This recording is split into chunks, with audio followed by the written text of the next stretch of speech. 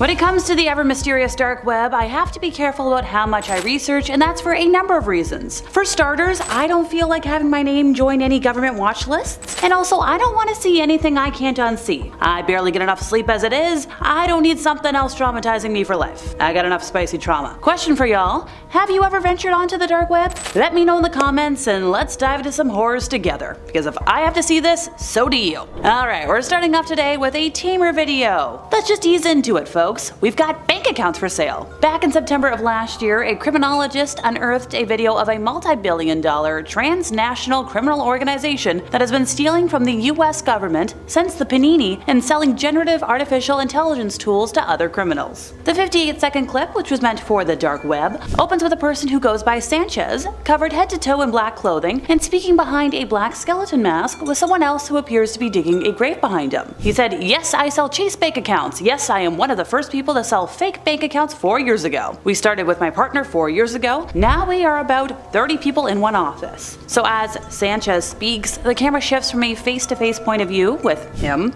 to one looking up from what appears to be a hole with ominous music in the background. The video was uncovered by David Mayman, a criminologist and professor at Georgia State University, who provided context to the video in a LinkedIn post. This was an update to some of his concerned customers who haven't seen him online on the underground market for a couple of weeks, according to the expert. Now, these groups are behind most of the global panini fraud that cost the country billions and are now using generative AI to remain hidden while expanding their criminal empire. However, that is a drop in the bucket to the 1 trillion or more that these groups can steal from the US government over the next year using AI. Experts use the example of somebody submitting a dozen unemployment applications with stolen identities during the panini. So in reality, those who commit government fraud and get caught are the tip of the iceberg. There's a whole machine behind them that at this point closely resembles the 20th century Italian mob or modern day drug cartels. On the dark web, there is a fraud as a service industry run by international cyber gangs from all around the world, including Russia, Nigeria, and China, among dozens of others. The one depicted in the video is called Mega Darknet Market, which experts said is one of the biggest enterprises in the world. This video gave the first glimpse into how these organizations sell mule accounts, which is a bank account set up with a stolen identity, as well as generative AI and deepfake tools to other criminals. Now, these international enterprises are arming other criminals across the globe with AI tech and tools to execute sextortion scams, which generally target young folks, young adults,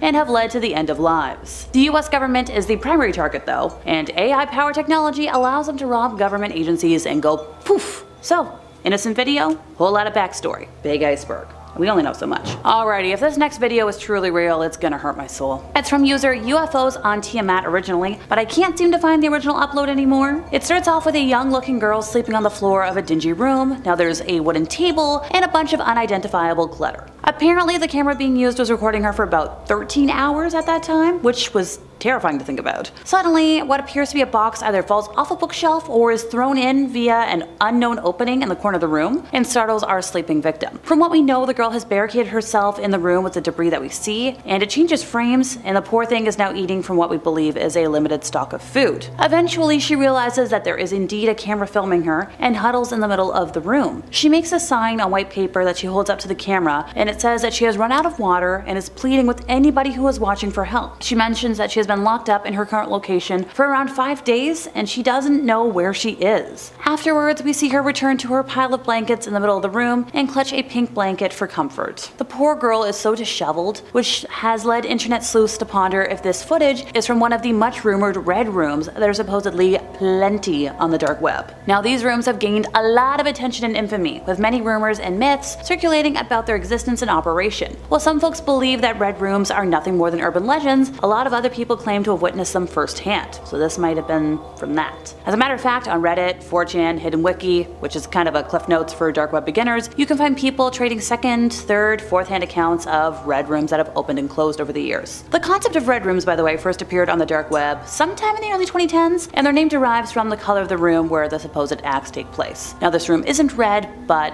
make of that what you will. The term red room gained popularity specifically after a Japanese animation featured a pop-up ad asking, "Do you like the red room?" If users attempted to close the ad, a full-sized window would open with the names of individuals who had supposedly accessed the red room before and were found dead. The idea is that viewers pay to watch a live stream of a person being tormented and eventually killed, and they can even interact with the tormentor and other viewers through chat or messaging functions. So sadly, the video that we have today ended with somebody knocking down the girl's barricade and getting inside the room, so I shudder to think of what we didn't see. In June of 2009, a cell phone video of a creature swimming in Lake Champlain near Oakledge Park in Burlington caught some attention. The nearly 2-minute long video, taken by Burlington resident Eric Olson, shows the creature moving across the mouth of the small cove and beach area at the park. At several points during the video, the whatever it is appears to raise its head about a foot or more above the water's surface. Other times, a portion of what appears to be a torso, several feet in length, can also be seen. Eric has been adamant in saying that he was simply filming the water when he noticed the cryptid and tried to zoom in on it. He says that anyone watching it can see that whatever it was moving both horizontally across the water and vertically, going under the surface and coming back up. He described it as looking very long, but not very wide. Now, Lauren Coleman is a cryptozoologist based in Portland, Maine, and said what Olson filmed with his phone is the best evidence to date of what residents on both sides of Lake Champlain would prefer to call champ. He stated that the video should be forensically analyzed and broken down frame by an expert. Before that day, the best known champ evidence was a photo taken in 1977 by Sandra Mancy of Bristol while she was having a picnic on the lake with her family. The photo was verified as legitimate and later appeared in Time magazine and the New York Times. I'm sorry, who was gonna tell me there's oodles of evidence of a sea monster here in Canada? Yikes! In second place, we have stalker footage. Parasocial relationships are the incredibly terrifying, one-sided bond a fan or follower think they have with a public figure, and sadly can lead to scary stories. I'm speaking from experience, and this is one point I won't be elaborating on. Icelandic pop star Björk learned this, sadly, when an American fan sent her an explosive device in disguise and then, offed himself, leaving behind 22 hours of videotape. Ricardo Lopez was described by his peers as extremely bright, but dropped out of high school to become an artist. As well as the videotapes, he left behind an 803-page handwritten diary full of the musings of, someone embarrassed by his body and awkward around girls. Okay, but I'm not a killer. Ricardo escaped his life by reading about the glamorous world of celebrities, fixating on Björk as his muse that he created art around. But soon the fan love entered the gray area of obsession. And that's the danger zone of being a fan. He recorded himself talking to the camera, saying that being in love, having an infatuation is a euphoric feeling, and he was very happy. He had something to look forward to every day. The diary shows how the fantasy eventually turned, more and more consuming, and how Ricardo slowly became less and less anchored in reality. 3 years into his obsession, he read that Björk had a lover, and he wrote in his diary about his sadistic plans to inflict pain onto her. Ricardo constructed an explosive device using sulfuric acid and placed it inside a hollowed-out book, also forging a letter from her record company telling her the book was for a future project. We actually have footage of him building that device, and I'll let that play now. He managed to acquire the address for her London home and mailed the package off, in hopes that she would open it and it would explode right in her face. Ricardo went home, still savoring the drama after he mailed it off. One tape showed him saying to the camera, "It went off almost without a hitch. I'm shaking more and more, but I was real cool in there, just a little bit nervous." With his device now almost at Björk's doorstep, Lopez began the final act for his tape, taking his life. In his video, Ricardo said he knew many killers had families that were brutal, but said his own family was normal and kind, and he played Björk's music in the background. His last words were, "This is for you," before pulling the trigger. On the video, a kaboom noise rang out, but there was no visible fluids. Ricardo just groaned and fell out of frame. Police found his body 4 days after the incident and were able to stop the package 1 day before it caused the intended harm. On September 16th of 1996, police found the camera and a videotape labeled The Last Day. Several other cassettes were also nearby, and personally this is the scariest video for me today. I've watched enough Criminal Minds to know premeditated killings are a thing, but this is a whole other level of terrifying. Oh, people. In first place, we have the Paris catacombs. For those who do not know, the catacombs are a series of underground tunnels that are located underneath Paris that were created during the late 18th century to help alleviate the city's cemetery shortage crises. Fun fact, there are approximately 6 million bodies buried in the catacombs alone, which, that's a lot of ghosties. In recent times, however, the catacombs have become a popular place for urban explorers, who have dubbed themselves cataphiles. One significant example of this is a man who took some footage of the catacombs of Paris sometime in the early 1990s. I'll kick this off with a snippet now before I describe it. The footage, which was shot on a black and white video recorder, starts as rather unremarkable, with the man exploring around the catacombs, and hey, he even picks up a few bones along the way. Wouldn't recommend it, but he did. As the video goes on, however, the man begins to walk at a faster pace before breaking into a run and drops the camera before running off into the darkness. It landed in a puddle on its side, and that's where it stayed as it filmed the man's feet running away. The point of view shot became disorienting as he ran, swinging from tunnel to tunnel, seeming to reflect his confusion about which one he should run down next. Sometime after that, the footage was found by a different group of cataphiles in one of the deepest areas of the catacombs, before being acquired by a documentarian by the name of Francis Friedland. He later presented the footage on the second episode of the ABC Family show, Scariest Places on Earth, in the year 2000. Nobody has stepped up after the initial airing of the episode nearly 2 decades ago, including Friedland himself. Nobody has stepped up after the initial airing of the episode over 2 decades ago, including Friedland himself. No one knows what happened to the man in the video, or who he was, to this day. In 5th place, we have high school Ryan Draper and Tori Adamczyk were students at Pocatello High School in Idaho that were interested in films and decided to try to record their own. It starts off innocent enough, with a frame showing a crowded high school hallway before cutting to the night of September 22nd. I believe we have the video, so you can see the transition for yourself right now. The two boys are in a car, and you can overhear Brian saying, "We're here in this car." The time is 9:50, September 22nd, 2006. Unfortunately, we have the grueling task of killing our two friends, and they are right in that house just down the street. Tori goes on to explain that they had already been hanging out with the soon-to-be victim that evening, Cassie Jo Stoddart, while she was, house-sitting for her aunt and uncle on Whispering Cliffs Drive in northeast Bannock County. Her boyfriend Matt Beckham had also been in attendance for the hangout, but went home before the unfortunate events. Cassie had given the friends a tour of the house, including the basement. She was house-sitting for her aunt and uncle. The 4 teens went into the living room to watch a movie, but the would-be criminals left before the film ended, claiming they wanted to watch a movie at the local movie theater instead. She was unaware that before the boys left, Brian had unlocked the basement door so that he and Tori could re-enter the house undetected. Sometime after leaving the house on Whispering Cliffs, the duo returned to the neighborhood, parked down the street, got out of their car, and put on costumes consisting of dark clothing, gloves, and white painted masks. The boys entered the house through the basement door that had been left unlocked, while the couple that was left there were watching television in the living room, as planned, intentionally making loud noises when they got downstairs in an unsuccessful attempt to lure the couple down there. When that didn't work, they found the circuit breaker and turned off the power in the house, hoping, 1 or 2 of them would come down to check the breaker, but that didn't work either, and they were freaking out upstairs. At approximately 10:30 p.m., Matt's mother picked him up, leaving Cassie at the house alone. He called Tori's cell phone to see where he and Brian were, and could barely hear him since he was whispering, so Matt assumed the boys were at the movie theater, as planned. Eventually, the boys went upstairs, armed with stabby implements, and attacked and ended the life of Cassie. Afterwards, they filmed their conversation. Why not? With Brian clearly stating that they just killed Cassie, just left her house, and that it wasn't a bleeping joke. He further elaborated on how he impaled her in the throat and saw her lifeless body. A lot of which nope, can't say that here. The footage in total is over half an hour, and it made me sick to my stomach to watch. Both boys were arrested on September 27th, 2006, and eventually received sentences of life imprisonment without parole.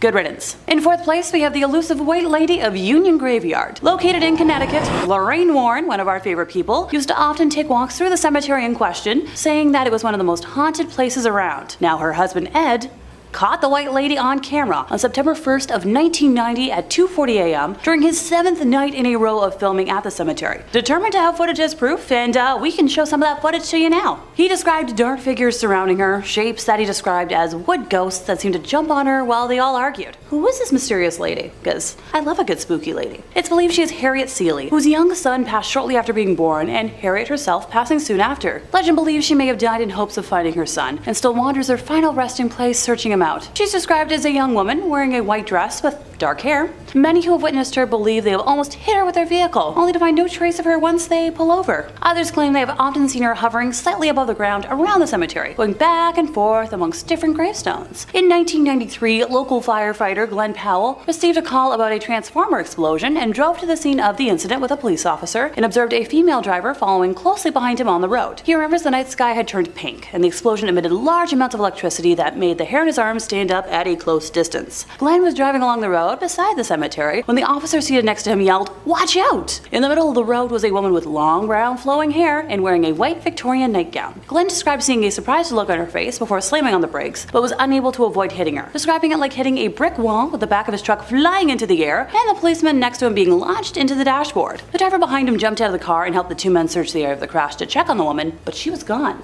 Glenn is quoted as saying there was no red fluid, there was no clothing, there was no body, there was nothing. The footage of the White Lady was considered lost for many years, never making its way to the internet until after the passing of the Warrens, when their son-in-law Tony found the tape in a lost corner and uploaded it here to the interwebs. Glad we've got it. In third place, we have lake monster footage. Number 3 on this list is the river creature. This next video was released back in 2015 and shows a bunch of people wearing hazmat suits picking a strange looking creature out of a river. This was apparently captured in Poland and there was no official report on this when it came out.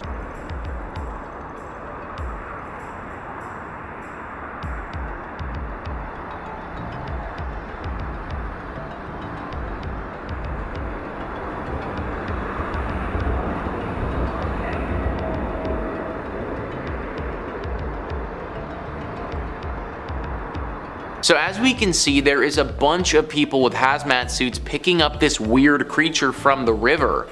What is that creature and why do they need to be wearing these hazmat suits for?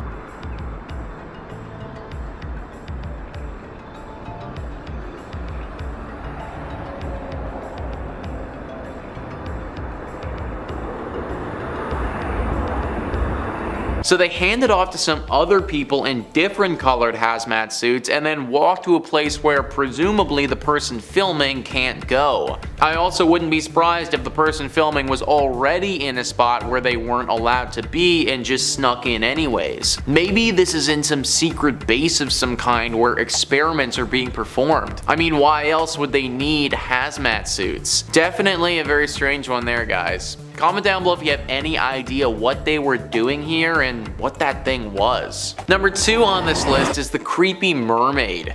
So I always thought that I would want to meet a mermaid, but if this is what they'd look like, then I definitely don't have any interest in that anymore. We're gonna see a clip from a video here that was posted back in 2018. It looks to be of a docking area somewhere and has an incredibly scary creature lying across the dock.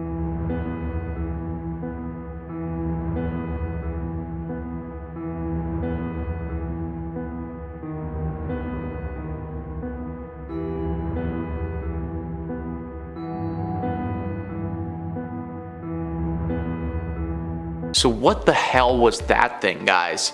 That is one messed up creature that is hanging around there. Maybe it got scared off by the camera and decided that it wanted to head back in the water after it spotted the person filming it. It had a tail kind of like a mermaid, but at the same time, there wasn't really anything human about this thing, so maybe it isn't connected to that at all. But if it isn't a mer person, then what sort of creature could this thing be and why haven't we heard more about it? You have to imagine that if creatures like this are swimming around our waters, that the government, they'd be aware of this, but they haven't said anything about it at all. Who knows how many creepy things are in our oceans that we don't know about. And number 1 on this list is the creepy creature. The video that I'm going to show you was uploaded by Keenan Music to YouTube on May 7th, 2021. It's a very short clip, only 15 seconds long, of someone investigating Japan using Google Earth and discovering something super creepy and weird. An unexplained object is going to be flying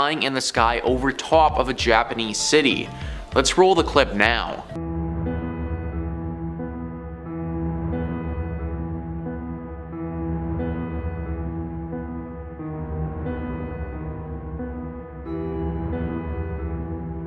That thing almost looks like a drone, but it also looks like it could be made from organic material. I also don't know of any drones that look like that are constructed by humans.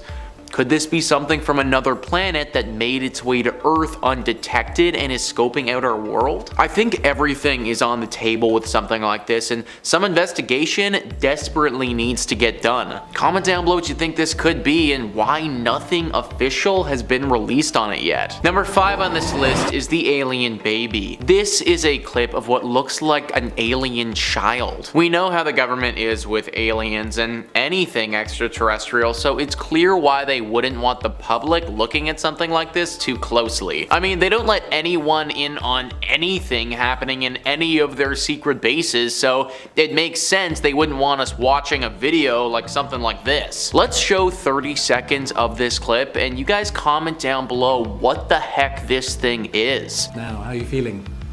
You feeling okay? You feel well? Go and get you something? Want a glass of water?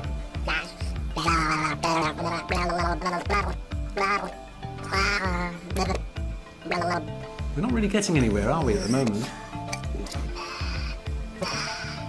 Are you seeing something? Is there something you see over there?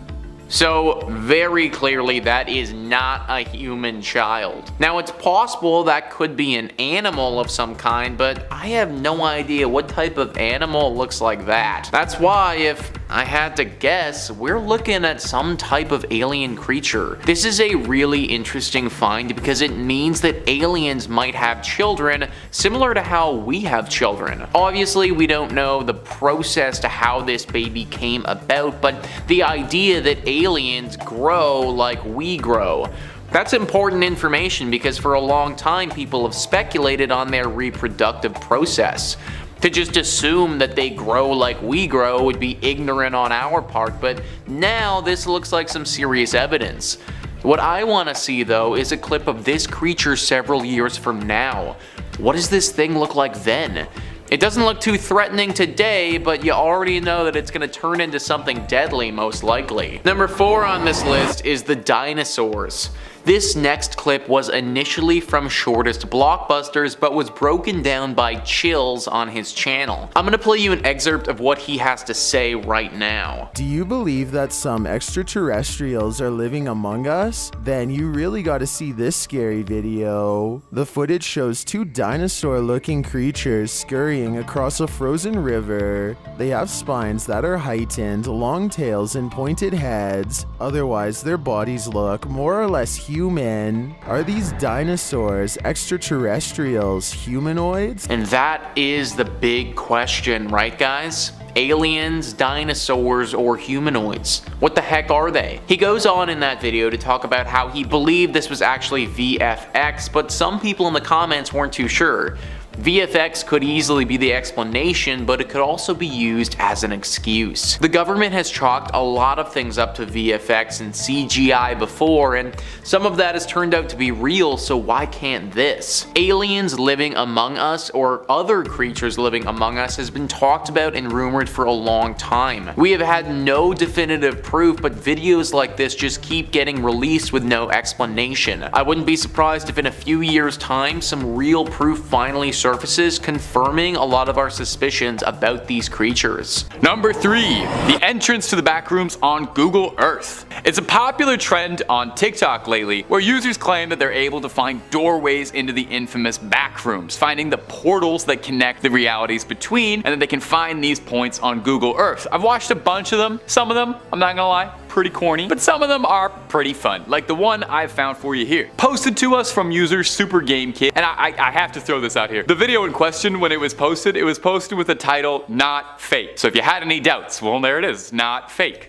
Duh. Not like anyone can attach photos to Google Earth or anything, no sir. Alright, we'll roll some of this clip in question. Now remember, this user found something strange in Japan. A big, mysterious looking complex, maybe a high-tech government institution, something that wouldn't look too out of place in an SCP story or something. That's already odd enough, because I don't know what this building really is. When you zoom in on it like they did, you get an up-close and personal view of everybody's favorite never-ending liminal series of hallways, the backrooms. I like to think that if the backrooms are out there, you know, in between realities, this endlessly expanding space of musty hallways, the way to access it was through the most advanced high-tech facility. Billions of dollars spent to get trapped in a mysterious stinky space. Isn't that mostly the plot of Stranger Things? Who knows what sort of research could be done on the backrooms? Who knows what sort of efforts have been made to reach them? You just try typing SV no clip 0. That's a little joke for you gamers up there. All I know is that it's not anything I'm looking to explore anytime soon, so I'm thankful for videos like this, where I can experience the backrooms from the comfort of my own reality with doorways and exits and an outside and everything. Number 2, death rooms. I think we've been getting a little tame with these videos. And I mean, that's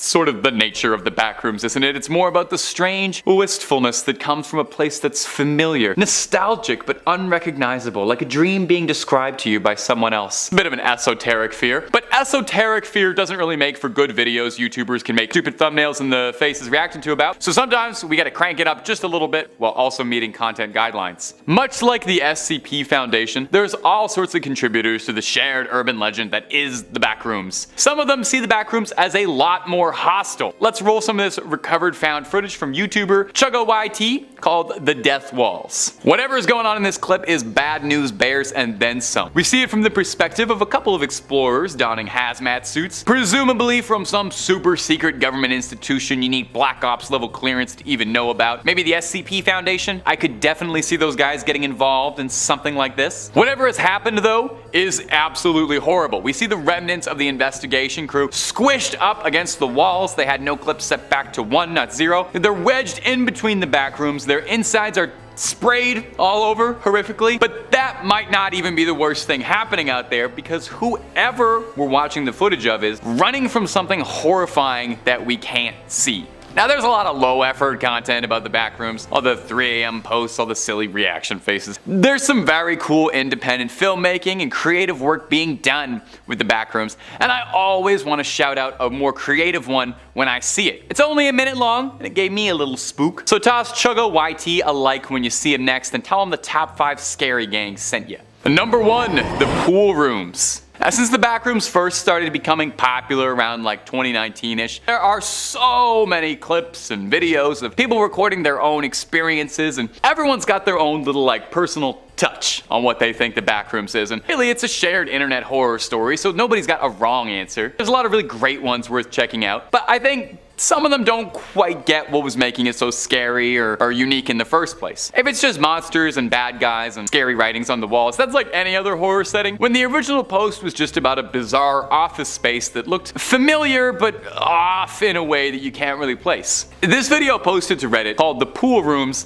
really captures that for me. It's an endless, sprawling, familiar location. Doesn't really look like anything out of reality. It looks almost like it could be like an abandoned shopping mall from the 80s or something. You know, that ceramic style, that trademark soulless architecture and design. You can tell where like a food court Taco Bell should be, except it's all been mostly flooded up to about shin level. It's enough to be annoying, but not enough to be impossible to travel through. There is really something about this, for me at least. The stillness when something should be there, something will leap out at you but never comes. Look at it for a long time and just think about how unpleasant it would be to be in there. Cold, lonely, constantly wet, no retrieval or even a moment to catch your breath and get dry. The Backrooms and the whole concept of it is scariest when I think it's like a dream that you're only sort of half remembering, when you're not sure what's real and what isn't. Everything in this video has been real though, I'll tell you that. I would never tell you something fake on this channel. I love the pool rooms. I love the aesthetic of it. The Redditor who posted it, one Jared Pike, does a lot of cool art very much in this style of like scary liminal spaces on his personal Instagram. So if you were like me and you were enamored by the haunting beauty of this clip, give the guy a follow, because it ain't easy for a struggling artist out there. Not like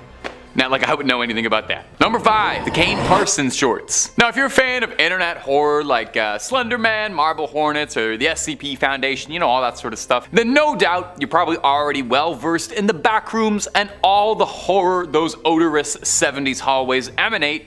But I know my mom watches my videos sometimes, so I thought I'd start off with a quick summary and a flash of the most famous Backrooms content before we really get into it. Initially starting life as a small post on a certain image board, you know the one, in 2019, Backrooms refers to a space between realities that manifests as a dreary, never-ending stretch of abandoned office building hallways. A sea of stained yellow wallpaper and terrible carpets. What started as one small post really quickly developed into a fandom, with everybody writing their own backstories, continuity, lore, and all these narratives coming together in a big cosmic gumbo in this setting of the fractal hallways that live between worlds. One of the most famous, and I would argue what kind of propelled the Backrooms from underground horror community stuff to mainstream, was a series of short films by a very young YouTuber named Kane Parsons. Parsons kickstarted the trend of making Backrooms found footage videos, which is what we're looking at today, and pretty much everything we're going to be looking at was inspired by what he worked on. It's Fantastic stuff, honestly. Triply so when you learn that he was 16 years old when he made it. If you haven't seen any of them yet, I'd definitely say go check them out after this video. They're a great little bit of shoestring budget internet horror. The original video is probably the best little like microcosm of it. There's a bunch of them, but they're all well made. And if you really liked it and you think, hey, I'd enjoy that concept for roughly 90 minutes, I hope I can sit in a big room with 300 other people and eat some popcorn and do that. I got some fantastic news for you. A24 Productions is working on a feature-length script about the Backrooms. It's going to be directed by Parsons with collaboration from James Wan, who, if you don't recognize the name, was the director of Saw and The Conjuring. Time will tell if that movie will be a total hit or a flop, but nonetheless, I think it's incredibly cool that an independent filmmaker is gonna get to make a big horror movie before he can even legally rent a car. That's like so cool. And if you want more internet horror, you are in exactly the right place for it, because you can click through on our channel and see the hundreds upon hundreds of scary videos we've been making for years. Put together some words that you like, you'll find something for it, I guarantee you. Stay subscribed, stay scared, and stay watching this video, okay? We got more Backrooms coming up for you. Number 4, no clipping through reality. Now, in that very first post that described the Backrooms and created the initial lore, it said that the way you get to the Backrooms is by no clipping through reality. If you spent most of your childhood outside playing sports with other kids and you weren't exclusively surfing the Steam forums, maybe the term no clip is unfamiliar with you. It's a video game development term, meaning no collisions, allowing you to pass through all objects in a digital space. It's mostly used for development, but it can also be a little cheat code in some games. I had a lot of fun no clipping through Half-Life 2 and feeling like I was some sort of temporal god, just like blitzing through all the levels in 6 seconds. The idea of no clipping in reality sounds kind of funny, but also if you like really thought about it, just terrifying. I mean, imagine if you woke up one day and physics just stopped working entirely. It would probably stress me out. You don't have to imagine much more, because thanks to a Redditor and TikToker by the handle of Active Hypocrite, we have a look at just what phasing through reality might look like. And here's where it would go. Starts kind of funny, the chair scrambling around like a Source Engine prop glitching out, and then not even 10 seconds later, our hapless protagonist finds themselves no clipping through reality and landing flat in the Backrooms, presumably to spend out the rest of their days. Imagine how scary that would be. Your whole life's just upturned, and half a second like that, you're enjoying reality, enjoying all the pleasures that existence has to offer, and then bam, to the Backrooms with ya. I gotta say, people give TikTok a lot of guff, and rightfully so. I've seen a lot of terrible things on there. But I do like how it's become a video platform for really quick, like bite-sized little snacks of filmmaking. Any platform that allows creative people a medium for which to serve up scares, A-okay with me. In third place, we have the director of The Exorcist. Now, unlike the last two mentions, this footage is missing and locked up, never to be seen. The director of The Exorcist has mentioned in interviews that he was allowed to film a real exorcism at the Vatican, of all places. William Friedkin said he was taken aback at how close the ceremony was to the exorcism depicted in his 1973 film. He said that he doesn't think he will ever be the same after seeing this astonishing thing. Now, he says he intended to shoot The Exorcist as a horror film, but the more he learned it, the more it became a supernatural tale instead. So while the book this was all based on a 1949 case of an American teenager called Roland, Friedkin said the Catholic Archdiocese of Washington, D.C. asked him to change the gender so as to, not draw attention to the young man. But in reality, the director said that it was a young man of 14 and not a gal who was allegedly possessed. Now, the Vatican did not immediately respond to a request for comment, and still has not as of this day. The church asking someone to hide something and then not commenting on it. I'd say I'm shocked, but I made a promise to myself to never lie on here, and I'm not about to start doing that today. Friedkin said he believed the boy was genuinely possessed, convinced that there was no other explanation. He read the diaries of not only the priest involved in the exorcism, but the doctors, the nurses, and the patients at Alexian Brothers Hospital in St. Louis, where this original case was carried out. He's also stated that he's not Catholic, doesn't go to church, or belong to a church or a synagogue. Make of that what you will. In second place, we have the exorcism of a satanic queen. This tale in particular comes from Dr. Richard Gallagher, who is an Ivy League educated, board-certified psychiatrist, and who performed a mental health evaluation on our sad woman to make sure it wasn't, an instance of something that could be helped with modern medicine first and foremost. He described her as a middle-aged woman who wore flowing dark clothes and black eyeshadow, and while she was charming and engaging, she was also part of a satanic cult. This is where I swear I'm not part of a satanic cult, even though that visually fits my aesthetic.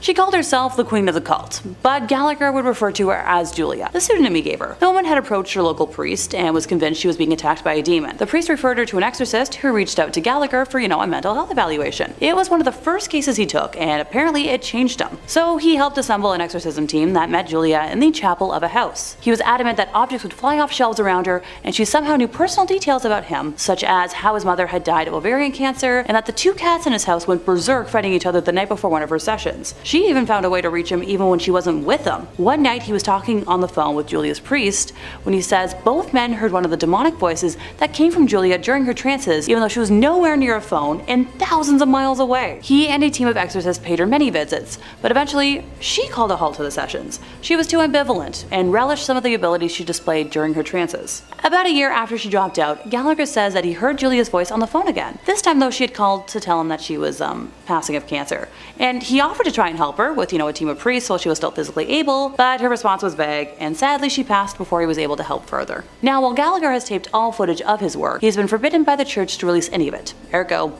sorry folks, I got nothing. In first place, we have Ed and Lorraine Warren exorcism footage. Me talking about Ed and Lorraine Warren? I know, a shocker. While the video is blurred on YouTube to protect the identity of the poor girl, I personally think it's up there as one of the most frightening things I've ever seen. At an hour and 20 minutes long, it depicts a Catholic bishop in Connecticut attempting to converse with a demonic entity that has possessed the body of an innocent young woman while her family restrains her. Ed and Lorraine were the ones to alert the church to the possession after meeting her during an audience chat session that was held at the conclusion of one of their public presentations. During portions of the exorcism, when prayer is done, you can hear the demon acting wildly, and it originally refuses to give its name, both of which are quite common in cases of demonic possession. Eventually we learn that there are 4 demons possessing our victim, with one of them identifying themselves as Robert, a name associated with the son of Satan. I'll let a snippet roll now, allowing you to hear the woman for yourself. This footage was unreleased until after the passing of Ed and Lorraine, and it's believed that they were told by the Catholic Church to specifically keep it under wraps, but their son-in-law doesn't have the same fear or respect for the church, depending on one's opinion. In 5th place, we have an exorcism filmed through a peephole. So it's no secret that exorcisms are still a practice done today, but the Catholic Church really likes pretending that they don't because of the negativity around it. Technically speaking, the Catholic Church authorizes the use of exorcism for those who are believed to be the victims of demonic possession. Specifically, in Roman Catholicism, which is what I grew up with, exorcism is a sacramental but not a sacrament, so unlike baptism, confirmation, first communion, or confession. Unlike a sacrament, exorcisms depend on 2 elements: authorization from valid and legitimate church authorities and the faith of the exorcist.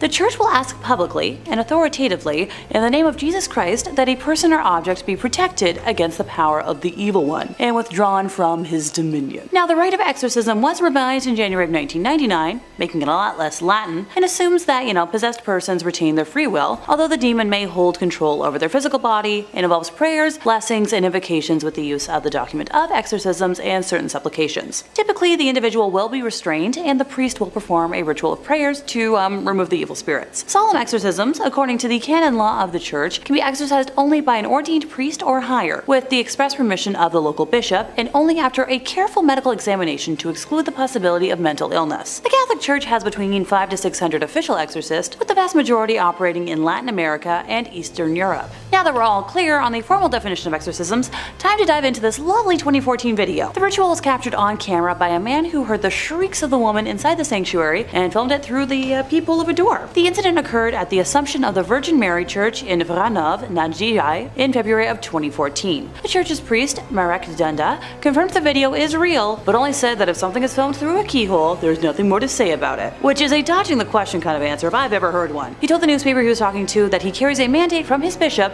to perform exorcisms, and also said that the group were asking God to protect and to liberate the person, including using a Latin prayer asking for help, and of course it helps. Pardon me. I'm no expert on exorcism rituals yet, but if you have to state that something of course helps, in my personal experience, it's a smidge sketchy. It's very hard to tell what is happening in the video, but it appears that at least 2 people surround the woman, who can be heard screaming in agony with momentary pauses in between for the duration of the, just under 2-minute long video. Daniel Trokta, who, shot the video after hearing the screams, warns people in the description to watch the chilling footage while wearing headphones, which is what I did. When asked about the condition of the woman in the video, the priest said any details about her or her state were private, and while I'm glad the church is respecting her privacy, I hope that the poor woman has been cured and healed.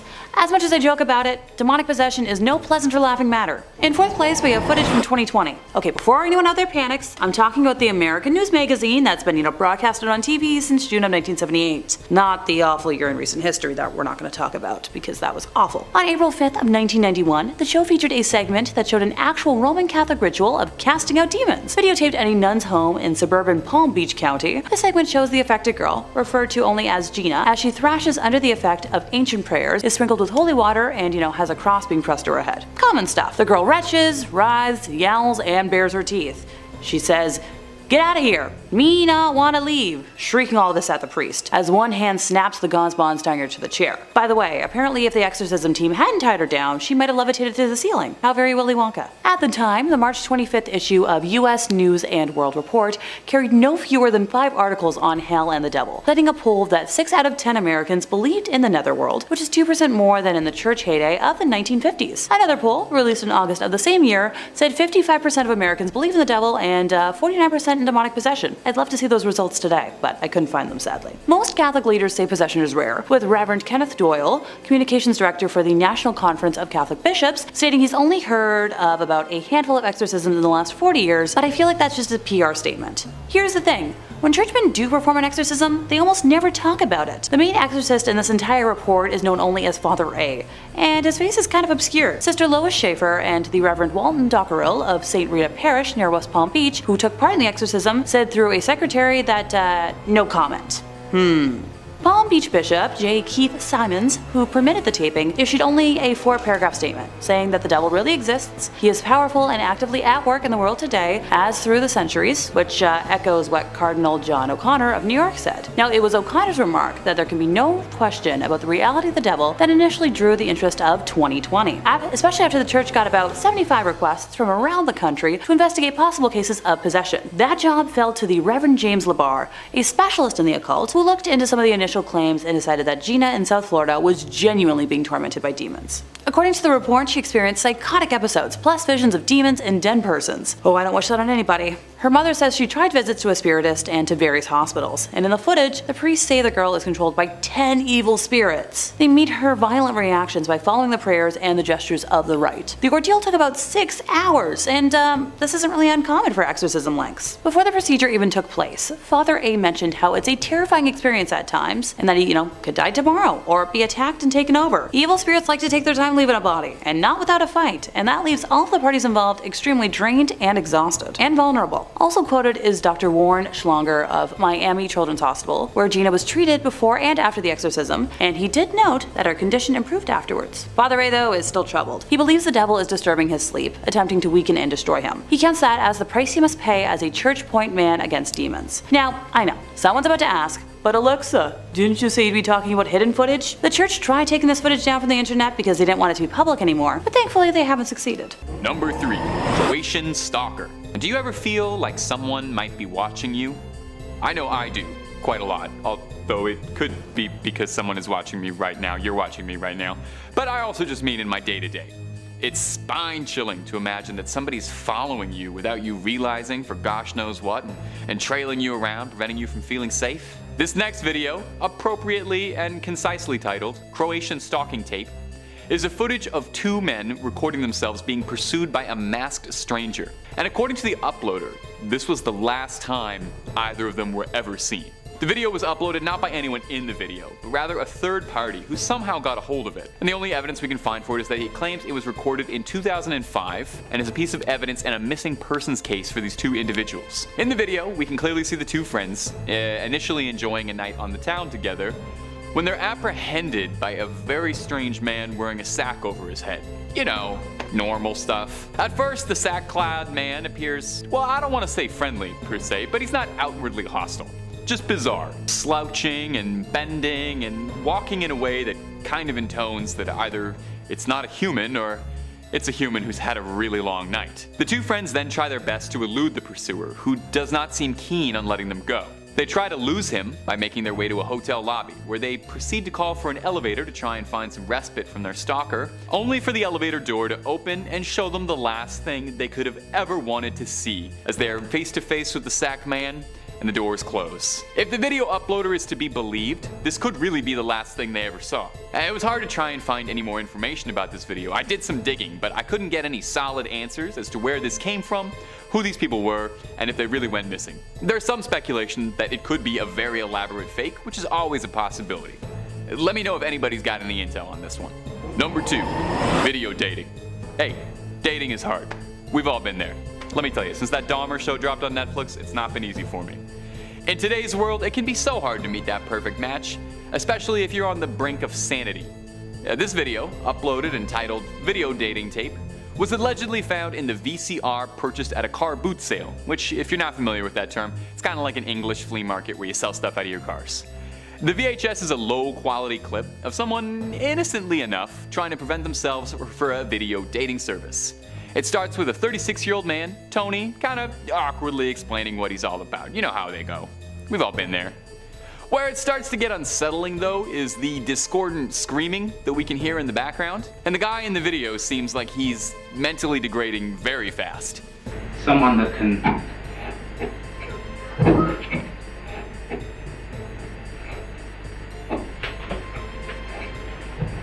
He starts smacking himself in the head in frustration, tripping over his words, and accidentally revealing probably a lot more than he means to. Especially when he starts to say funny, flirty little things like, "I'm looking for someone who doesn't mind disappearing for a long time," and cute little sweet nothings like, "I'm looking for someone who likes a long walk on the beach and someone I can spend the rest of their life with." Now the video is almost too perfect, you know? And the only thing that makes you wonder if maybe it's not a fake is just how convincingly creepy this 36-year-old bachelor is acting. If anyone has got some answers for this one, please let me know, because this one really did send a chill down my spine trying to watch it. And hey, if anyone wants, at the end of the video, Tony left his address if you'd like to reach out to him if you like pina coladas getting caught in the rain and want to spend the rest of your life with him. Number 1, Sad Satan. Sad Satan is a deeply mysterious, lost video game, allegedly emanating from the dark web. And it's wrapped in intrigue and controversy and has all the makings of a great classic internet urban legend. The game first came into the mainstream when the owner of the now defunct Obscure Horror Corner YouTube channel was sent a link to this strange game, with the sender saying that they found it on a deep web page where users could post random files. The actual game's contents are deeply disturbing and unsettling. It truly feels like something you were never meant to see. There's not a whole lot of depth to the gameplay. It just features the player wandering down maze after maze of monochromatic hallways. A strange audio plays all around you from all sorts of sources, like an old Swedish number station, disembodied, blood-curdling screams.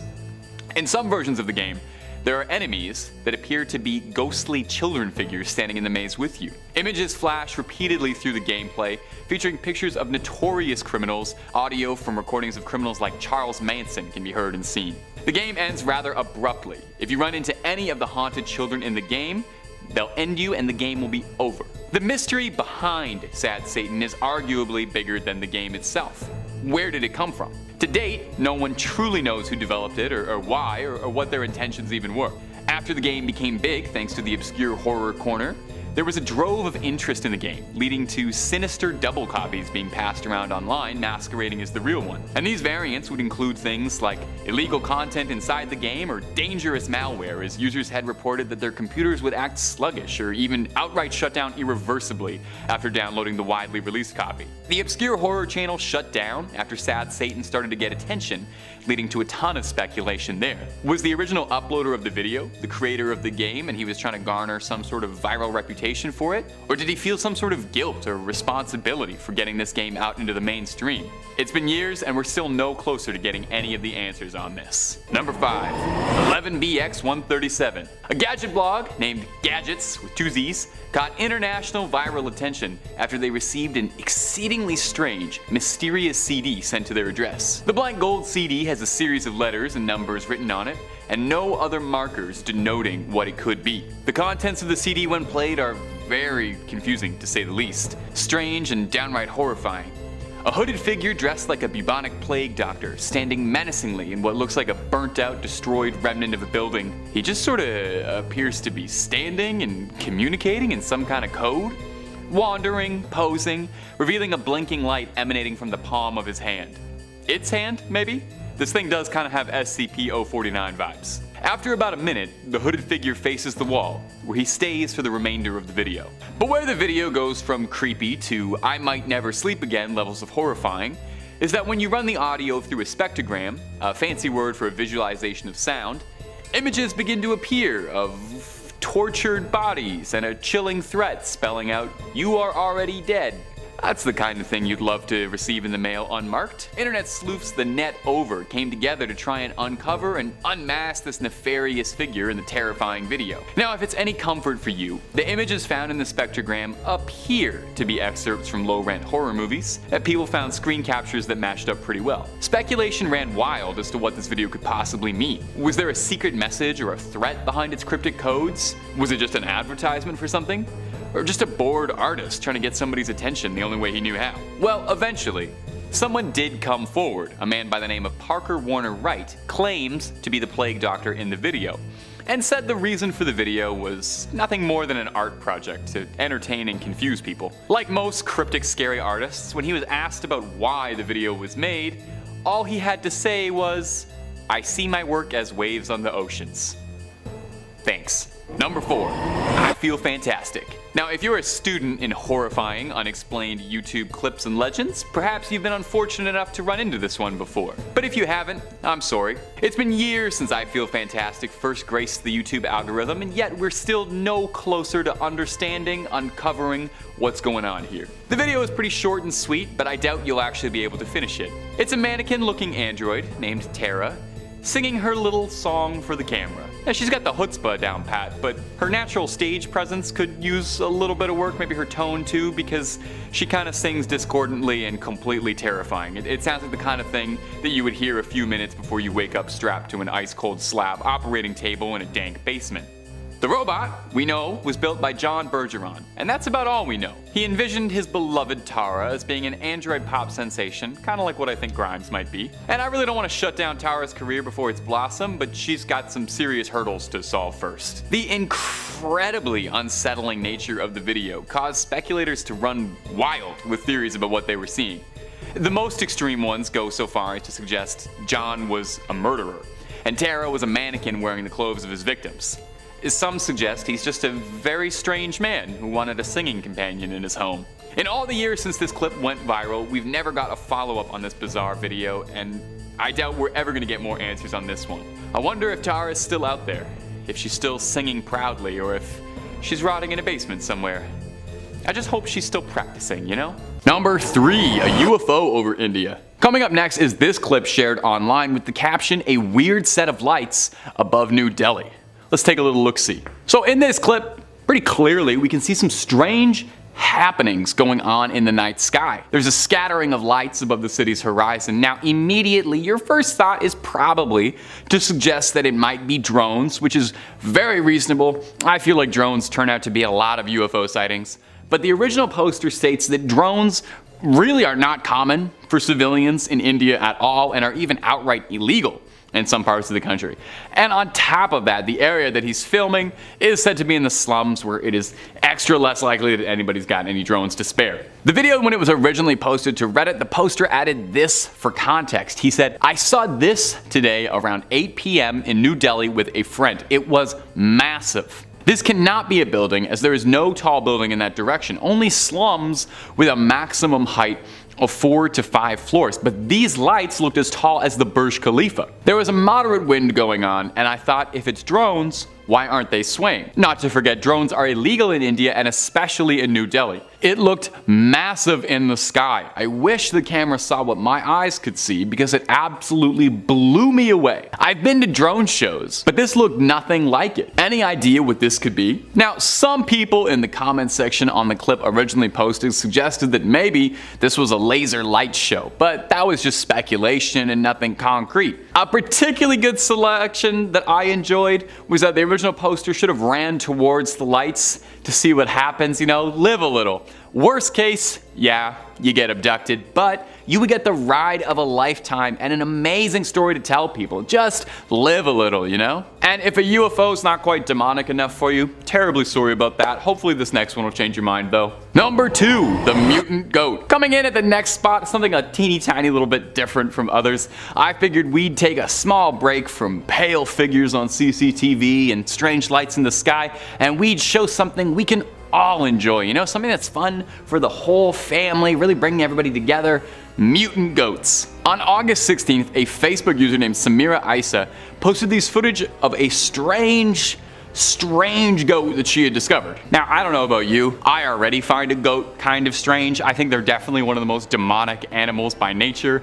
If you've ever heard a goat scream, you definitely know they've got some evil inside them, but this one is on another level. As you can see right away, this goat came out with a face looking a lot more like a human's than a goat. The creature's got a long jawline, a huge nose, and almost like elf ears. It is not hard at all to see why this thing was freaking people out. I think if I saw this writhing and moving in person, I would be running out of the room, grab myself a Bible, a rosary, and some holy water, see about exorcising this demon mutant ghost. Goat.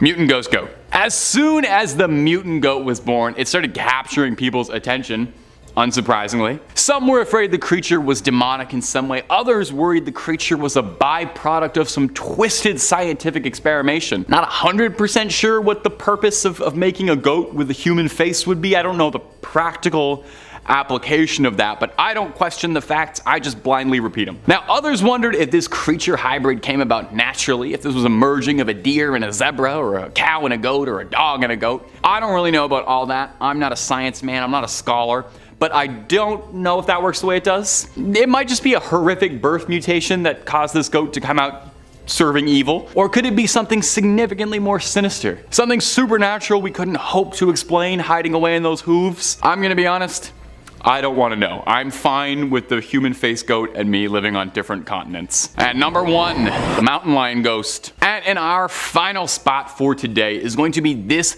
ghost footage coming out of Dehradun, India, that's got the internet on fire and paranormal investigators gluing their eyes to the screen to try and figure out just what was caught on camera. This clip was originally posted to Reddit on the ghost subreddit, not to spoil too much which allegedly is in this video, but allegedly it's a ghost. The original uploader claims that people often hear these spine-chilling cries and screams coming from the railway tracks at night when there's no one around, with locals claiming that the screams come from the restless spirit of the woman who died in a train accident in that place, crying out in agony for those doomed to hear. Let's roll that clip so we can put you on edge tonight. I want you sweating.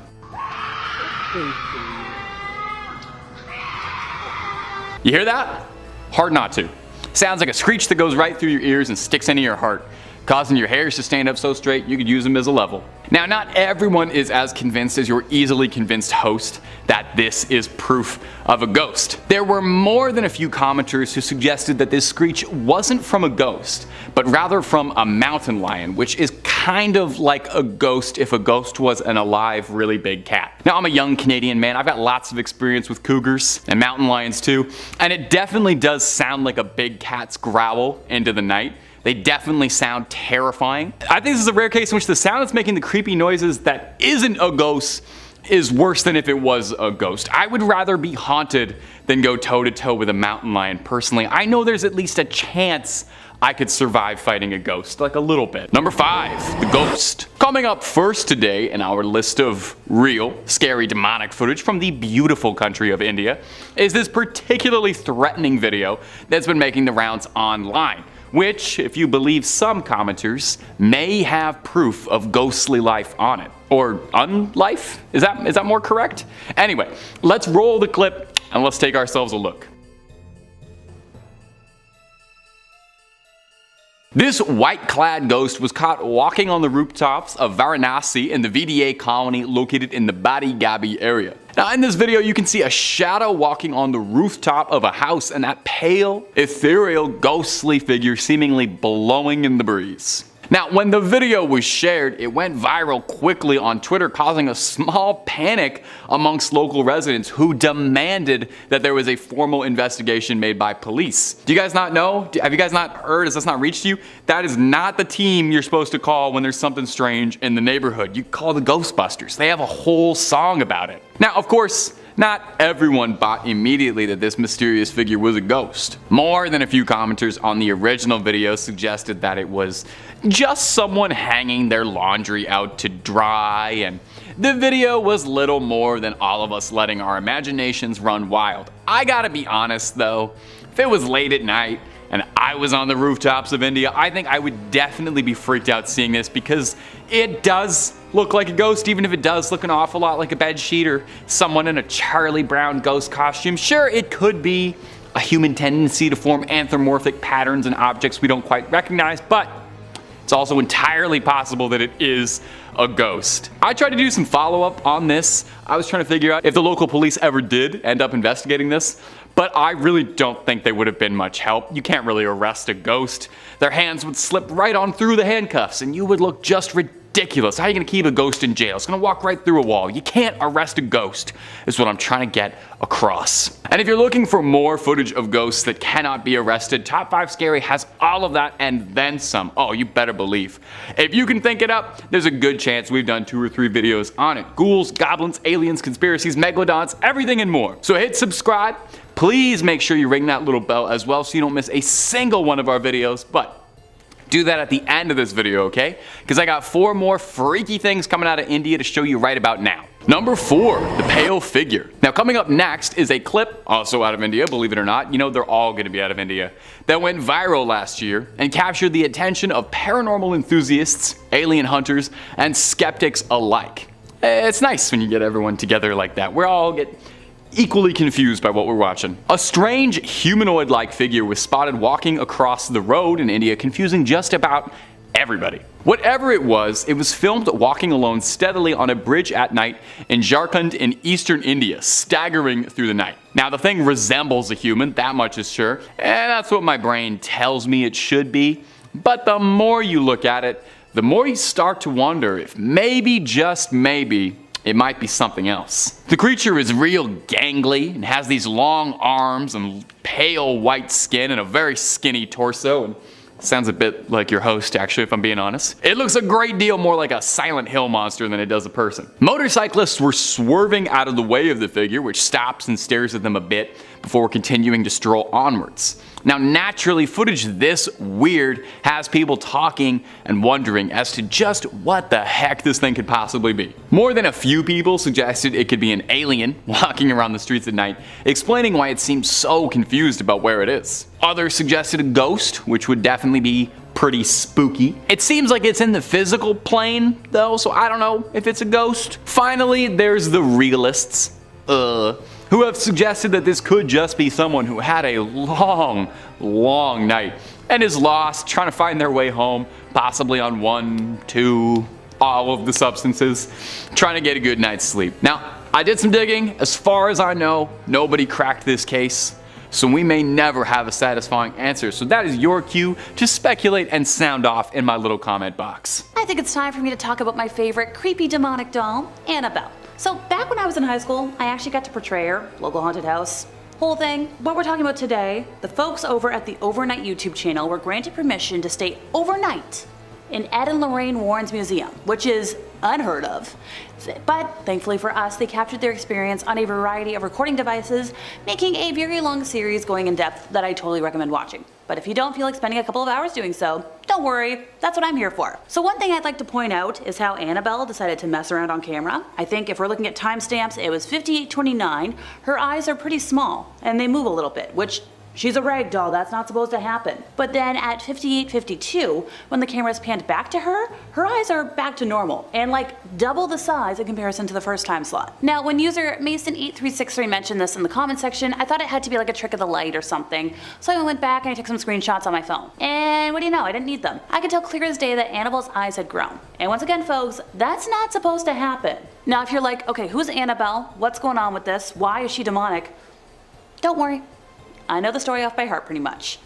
The real story, that is, not the Hollywood movie, which we love. Donna and Angie were student nurses, good friends, set up to room together while in school, and for Donna's 28th birthday, her mom gifted her a very large Raggedy Ann doll. And she was thrilled, which, like, so would I be. Give me dolls any day. Soon after adopting the precious doll, Donna started to notice some weird behavior and weirdness going on in the apartment. She would leave Annabelle in her bed every morning behind her locked bedroom door, seating her the same way with her arms and legs crossed, and would come home at night to Annabelle having moved rooms and in positions that weren't possible. She's described a few instances of the doll kneeling, and once again, stuffed dolls can't kneel. They don't have the joints for that. Donna and Angie then started finding notes left throughout the apartment written on parchment paper and red pen, which they didn't own parchment paper or red pens. When Donna's boyfriend Lou started criticizing the doll, because guys, dolls, stereotypes, unexplainable handprints and scratches began appearing on his body. And that's when the girls were like, okay, we need a priest. And then the priest brought in the Warrens. Before that, they had brought in a medium who had told them that there was a ghost attached to the doll, Annabelle Higgins. Turns out that was false. Ed came in and was like, that's a demon. So he got the doll out, calmed it down, brought it home. Not without its trials and tribulations, though. Annabelle's gotten up to some stuff over the years. And ever since, she's been one of the many demonic items that live in the museum. I can't even imagine what kind of a hotbed that place is, because Ed and Lorraine had the common sense to keep demonic items from being released back into the world. But now that they've passed away, I can't say the same about their son-in-law, Tony Sparrow. He seems like he's doing anything for a quick buck and sensationalism, and that's not safe. So when you're a 911 dispatcher and things go weird, who do you call? Because you can't call Ghostbusters and, well, you're the emergency services. This video comes from a dispatcher who was alone in her office and she heard some knocking. This comes from a dispatcher who was alone in the office one night when she heard some knocking, some other strange sounds, and she saw some really weird shadows. She recorded the activity with her phone over the course of like a week. One night, as she stared down the hallway, she saw a tall, dark figure leaning out of the break room and looking towards her. And as she screamed, it ducked into the room. The dispatcher slammed the door shut, called for police to check the building, and there was nobody there. So yes, this was another video that was showcased on Paranormal Con on camera, and it took me a while to validate this one. When I was watching it, I was like, okay, we got nothing. I was about to click off, and then I saw the mysterious figure in the doorway. And I was like, okay, maybe it's just a lighting trick. And then I realized, I'm like, oh no, this is not a lighting trick. This is not something anybody would want to fake. This is terrifying. Absolutely not. And finally, to end off today, we're consulting some experts who explored an abandoned nursing home. The spine-tingling 2-minute clip begins innocently enough with the two adventurers who go by the name Finders Beepers History Seekers here on YouTube, and they were exploring the really icky interior of a dilapidated building. You know, like any regular ghost hunting show. And as they were standing in the laundry room, their equipment picked up some stuff that sounded like a young girl answering their questions. And as they walked through a stairwell, one of the men spotted something from the corner of his eye on the landing above them. Now, the entity walked away and the guys thought it was just somebody else in the building. And they were like, okay, whatever. They didn't think it was anything spectral. They thought it was just like a homeless person, another explorer. Then, they went up and investigated for themselves. And they realized the only thing in the direction in which the figure moved through was a wall with a hole too tiny to escape through. It also led to a steep drop-off from the top floor of the freaky facility. So there was no way anybody could have gotten back across the top of the stairs without these two guys capturing it on camera. And the footage shows there was nowhere for anybody to go. Which, terrifying. Because I saw it and I was like, okay, yeah, it's like a homeless guy. And then it's very much not. Dubbed the nursing home from hell, this building used to house dozens of people before it was forced to close in 2015 for employing criminals, keeping patients in bad conditions, you name it. How about we kick off today with a demonic piñata shop? I know, sounds very Five Nights at Freddy's. Bear with me here. Mario Landa, the owner of said party shop, was terrorized by a demon after it became attached to a particular one in his store. At first, the haunted piñata would be on the floor in the morning when Mario arrived to open the shop, and then workers started finding it in other places. So the shop was outfitted with security cameras to solve the mystery. Late one night, the cameras captured a bizarre clown face with scraggly hair and dark eyes, big dark ones, rising from a pile of piñatas.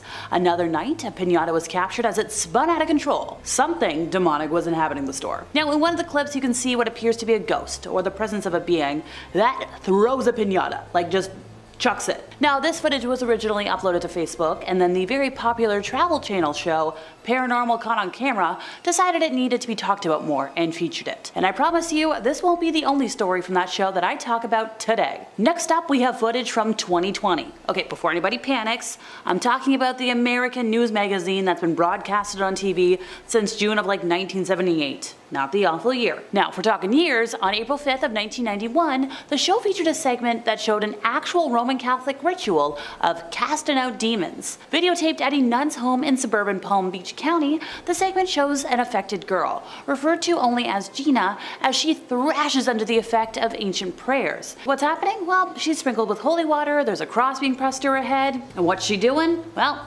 retching, writhing, yowling, baring teeth. Get out of here. Me not want to leave. She's shrieking all of that at the priest as one hand snaps the gauze bonds tying her to the chair. If the exorcism team hadn't tied Gina down, she might have levitated to the ceiling. Now, at the time, the March 25th issue of U.S. News and World Report carried no fewer than 5 articles on hell and the devil, citing a poll that 6 out of 10 Americans believed in the netherworld, which is 2% more than in the church heyday of the 1950s. Another poll released in August of the same year said 55% of Americans believe in the devil, 49% in demonic possession. Most Catholic leaders say possession is rare, with Reverend Kenneth Doyle, communications director for the National Conference of Catholic Bishops, stating he's only heard of a handful of exorcisms in the last 40 years. But I think that's just a PR statement. Here's the thing, when churchmen do perform an exorcism, they don't want to talk about it. The main exorcist in any report is only known as Father A, and his face obscured. Sister Lois Schaefer and the Reverend Walton Dockrell of St. Rita Parish near West Palm Beach, who took part in the exorcism that we have the video of today, said through a secretary, no comment. Now, Palm Beach Bishop J. Keith Simmons, who permitted the taping, issued only like a 4-paragraph statement saying the devil really exists. He is powerful and actively at work in the world today, as through the centuries, which echoes Cardinal John O'Connor of New York. Now, it was O'Connor's remark that there can be no question about the reality of the devil that initially drew the interest of the TV show, especially after the church got 75 requests from around the country to investigate possible cases of possession. Who got that sucker of a job? Reverend James Labar, a specialist in the occult, who looked into some of the initial claims and was like, Gina, yeah, you're being tormented by demons. According to the report, she experienced psychotic episodes, visions of demons and dead people. Her mom tried everything. She brought her to hospital, she brought her to specialists. Didn't do anything. Now, at the footage, the priests say the girl was controlled by 10 evil spirits. They meet her violent reactions by following the prayers and gestures of that rite. This whole ordeal to try and banish the demons? 6 hours, which apparently isn't uncommon for exorcism lengths. Now, before the procedure even took place, Father A mentioned how it's a terrifying experience. He could die tomorrow, or be attacked and taken over. Evil spirits like to take their sweet time leaving a body, and not without a fight, and that leaves everybody involved drained, exhausted, and not doing so well in the health department. Also quoted is Dr. Warren Schlanger of the Miami Hospital, where Gina was treated before and after the exorcism, and he's like, yeah, she got better afterwards. Well, after the exorcism, but she was still pretty weak. Father A, he wasn't doing so hot afterwards. He believes the devil is disturbing his sleep because it wants to weaken and destroy him, which he just considers that the price he has to pay as the church's point man against demons. Now, the footage that we have today, the church actually tried taking it down because they don't want it to be public anymore. But don't worry, folks, I got you. Here's a movie that's less about jump scare effect, more of a lingering sadness situation. More simply put, Lake Mungo is a movie about dread. This 2008 Australian horror film is pegged to the overall concept of dread, that lingering sense of inevitable but unknowable doom that hangs over our heads. To quote journalist Vinnie Mancuso, the experience isn't exactly pleasant, but it is essential to have your rear end absolutely handed to you by a horror movie from time to time. This is the only feature filmmaking effort to date by writer and director Joel Anderson, and this is a ghost story. It's built from grief, one that's immediately recognizable to anybody who's ever lost somebody or briefly lost themselves. It's devastating, it's terrifying, and I think every single person who loves horror with a pulse should watch it at least once, and then immediately call their loved ones. So the first words you hear in the movie are Alice is missing, which is both the literal driving force of the story and a heart-wrenching hint at its underlying themes. Told in a faux documentary format, the film tells the story of Alice Palmer, a girl of legal driving age who drowned at a dam in a small town in Australia. So in the aftermath, strange occurrences have the rest of the Palmer family believing in ghosts, the supernatural, kind of the supernatural ones, but also the lingering regrets of a life cut short. The Palmers admit that they never really knew their daughter, so Mother June admits she always struggled to connect with Alice, and there's some secrets are revealed to the point that the girl struggled to feel alive, even before her death. The Palmer's search for closure leads them to the actual Lake Mungo, to a cell phone buried by Alice on a school trip, and the footage she took weeks before her death. The footage has all the washed-out graininess of a 2008 flip phone, but that's not quite what makes it feel otherworldly. So as Alice stumbles through the dark, the camera freewheels wildly. You feel untethered from time or location until you finally focus on something approaching from the darkness. Slowly, very slowly. And it's not until it's inches from the frame does the film freeze and tell you what you're seeing. Alice's own bloated, decomposing corpse somehow stumbling out of her future. So there's a couple of reasons why this moment is so effective, and the first being that it's so goddamn scary. Just masterful surface level execution of gluing the audience in place, focusing on a single point, and then just walloping you over the head with an unexplainable image. But the ending of Lake Mungo is also devastating because of what it means. Or more accurately, because it lacks any concrete explanation for those of us left alive. Throughout the many twists and turns, the Palmer family is just searching for answers, because that's what you do when somebody dies. Hey, if you've ever suffered from anxiety or depression, you know what it's like to feel outside your body. To find you're drifting through life like a phantom. Alright folks, next up we have a movie that's so heinous, I'm not even supposed to be talking about it. I can't even say its title, but let's just call it the people-eating mass extinction event of the 1930s and 40s. This flick from director Ruggero Deodato wasn't his first movie about people eating, but definitely the one that got the most flack from the media. So this director's been making films since the 1960s, and he's always had a trademark style. Flashy, grimy pictures with a hardened edge and plenty of schmeksh and violence. He was one of the many Italian directors who facilitated the people-eating boom of the late 70s and had already made one such film, The Last C-Word World, before he got around to this one. So despite his sensationalist style, he had already proven himself not only a very competent director, but one with depth and ideas worthy of cinematic examination. So this is the story of a professor journeying to the Amazon to discover what happened to a film crew, since they're all kind of missing. Lots of brave young Americans, and you realize that this characterization couldn't have been further from the truth. From the offset, the movie looks at how the mass media portrays its fellow Americans, the marginalization of those outside the land of the free, and what it means to be civilized. So the young filmmakers are immediately positioned by the media as victims of local savagery, and when anthropologist Dr. Monroe is sent to find them, it's only through his embracing of the local people that he comes across the lost film reels that will piece the puzzle together. Broadcasting executives back in New York are foaming at the mouth at the prospect of a new documentary, even more sensational than what had been promised to them. And they're so focused on that sensation and the viewing figures that the sizzle reel they show includes such antics as the gang forcibly amputating the leg of their guide literal seconds after he suffers a snake bite. And there's not a lot more I can talk about when it comes to the plot of this one. So as is the case with many old school exploitation flicks, the reels were seized on the grounds of obscenity. But then something crazy happened. Those same reels became evidence in criminal proceedings. And this wasn't just a plain old, too devious for public consumption theatrical release. Folks thought this was a snuff film, and the weirdos who made it were apparently so brazen in their criminality as to throw an official premiere for it. So the director was brought up on killing charges, and was forced to bring his actors in for interviews to prove that they were still alive. He then demonstrated how they performed some of the special effects in the film. Eventually those charges were dismissed, and also perhaps slightly more in keeping with Italy's progressive artistic reputation, the courts eventually overturned the movie's ban several years later. But by this point, the director and several of his associates had suffered considerable legal troubles, and countries around the world were banning this flick, or at the very least censoring it heavily. Also, before I move on, this film isn't entirely innocent. Although 6 animal deaths appear on screen, several animals were killed for the production, as a scene depicting the monkey's death was done twice, resulting in the death of 2 monkeys. So this film should be still banned for that reason alone, in my opinion. Alrighty everybody, we're gonna end today with a short but unsweet entry, The Taking of Deborah Logan. Mia Hu records the daily lives of Deborah Logan, a woman with Alzheimer's, as a part of her thesis. And as Deborah's behavior becomes increasingly bizarre and violent, it becomes apparent that there's more at work than the ravages of an incurable disease.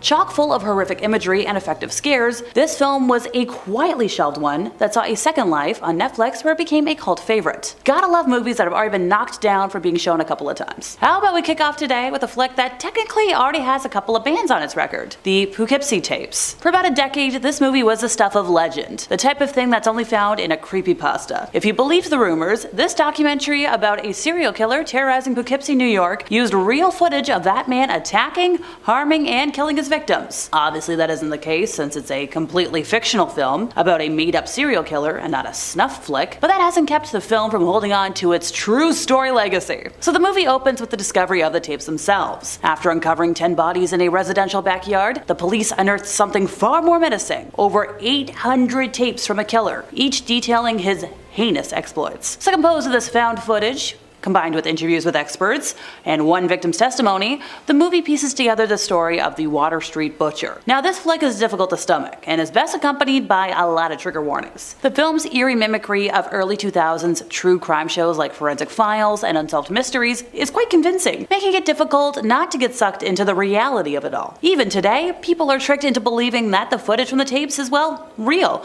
despite the red flags pointing to the contrary. This claim to reality is a constant source of controversy for the film, as is its deeply upsetting content. But the thing that stands out most in complaints is that it wasn't the movie people preemptively decided it should be. So back in the day, it premiered at the 2007 Tribeca Film Festival, where it was quickly snatched up by MGM for distribution. Now, they marketed the movie heavily, but it would all prove a huge waste of money when the film mysteriously vanished from the studio's 2008 release schedule. Though the movie could be found through less than legal means, it didn't get a wide release until it hit video on demand in 2014. But then MGM was like, we want to make more money. So then they pulled it again for a never-to-be-seen theatrical release. Finally, in 2017, Shout Factory released the movie on DVD and Blu-ray, which is more proof of the value of physical media. So for many of those early viewers, the fun of the mystery was, well, is the footage real? Why did MGM pull it? Was it banned for being too extreme? This and a plethora of other questions swirled around online forums in the time from those early trailers to the movie's eventual home release. What can I say? The killer's tapes are graphic, just not in the way that you would expect. Most of the violence is off-screen, implied, or described but not shown outright, forcing the audience to imagine the most disturbing moments. Spoiler alert, in what's been called the scariest scene in the movie, the killer, posing as a police officer, picks up a hitchhiking woman looking for a ride to the nearest gas station. And when he drives past the station, the woman's face falls into an expression of absolute dread as she realizes this isn't a police officer. And over the next 6 minutes, the audience is forced to watch as she hopelessly pleads for her life. If that doesn't terrify you, damn. I wish. Next up, we've got Capture, Kill, Release. Honestly, the title reminds me of playing Love, Marry, Kill when I was younger, but this isn't as silly. So Jen and Farhang are a seemingly happy married couple living in a suburban area in a nice-sized home. They appear to love each other, they love their lives together, but then Jen begins to talk about their plan to off somebody. They've already decided to do it, and they're gonna film the whole thing. So in this movie, we watch them meticulously decide what weapons we're gonna use. How are we gonna resize our bathroom for a dead body? Home Rentals 101, everybody. And also, they gotta pick their victim. So barring films like August Underground, apparently this is as close to a snuff film as you can get without watching the real thing. So, cross that off the bucket list, I guess. The camera zooms in on saws hacking through arms, guts piling up in the tub, and it's an unflinching portrayal of the violence from the perspective of the killers. The viewer is placed in the subject position of both characters, seeing through their eyes and therefore implicating the viewer in the atrocities, which makes the viewing experience that much more uncomfortable on top of seeing red fluids drain out of the tub. Unsettling and uncomfortable, this movie is worth sitting through for the performances alone. Oh, and by the way, we entered this film after the duo have already made and committed to their plan. But as they film each other, the dynamic becomes clear. This isn't just a single psychopath filming his exploits. These are two people with complicated feelings trying to navigate love in the face of the unimaginable. These guys aren't just married, they depend on each other. They are each other's anchors to the point of codependency. The first-person perspective allows us to better understand their minds as they become more and more embroiled in the plan. This shocking found footage film isn't just about that shock factor though, it's about the love and how we come to depend on somebody in a relationship. Sure, in reality, if your partner asked you to kill somebody, you'd be like, alright, I'm out. But this, entertains the idea that maybe you'd want to stay, maybe you'd help. After all, love makes us do crazy things, and because of that mindset alone, that's why I'd consider this a dangerous movie. Alrighty, next up we have a movie that's so heinous, I'm not even supposed to be talking about it. Actually, I can't even say its title, but let's call it the people-eating mass extinction event of the 1930s. And it's been highly regarded as the first real big found footage movie of all time. Ergo, I wasn't going to leave it off today's list. This flick from director Ruggero Deodato wasn't his first movie about people eating, but it was definitely the one that got the most flack from the media. He'd been making films since the 1960s, and he had this trademark style. Flashy, grimy pictures with a hardened edge and plenty of coitus and violence. He was one of many Italian directors who facilitated the people-eating boom of the late 70s, and he'd already made one such film, The Last C-Word World, before he got around to this one. So, despite his sensationalist style, he'd already proven himself not only a very competent director, but one with depth and ideas worthy of cinematic examination. So this is the story of a professor journeying to the Amazon to discover what happens to a film crew of missing brave young Americans, only to realize that this characterization couldn't have been further from the truth. From the offset, this movie looks at how the mass media portrays its fellow Americans, the marginalization of those outside the land of the free, and what it means to be civilized. The young filmmakers are immediately positioned by the media as victims of local savagery, and when anthropologist Dr. Monroe is set to find them,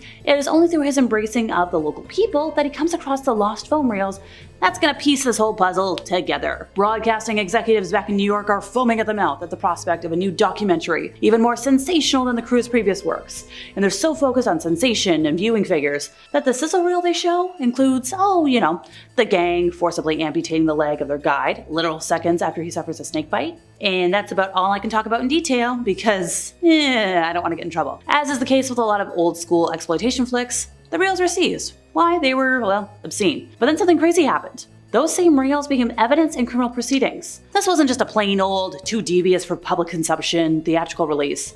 People thought this was a snuff film. And apparently the weirdos who made it were so brazen in their criminality that they were going to throw this big premiere. So the director was brought up on killing charges and was actually forced to bring his actors in for interviews to prove they were still alive, and then demonstrated how they performed some of the special effects. Thankfully, eventually those charges were dismissed. And perhaps slightly more in keeping with Italy's progressive artistic reputation, the courts eventually overturned the movie's ban several years later. But by this point, the director and several of his associates had suffered considerable legal troubles, and countries around the world were banning it, or at the very least censoring it heavily. Now, this film isn't entirely innocent. Although 6 animal deaths appeared on screen, 7 animals were killed for the production, since the scene depicting the monkey's death was done twice, resulting in the death of 2 monkeys.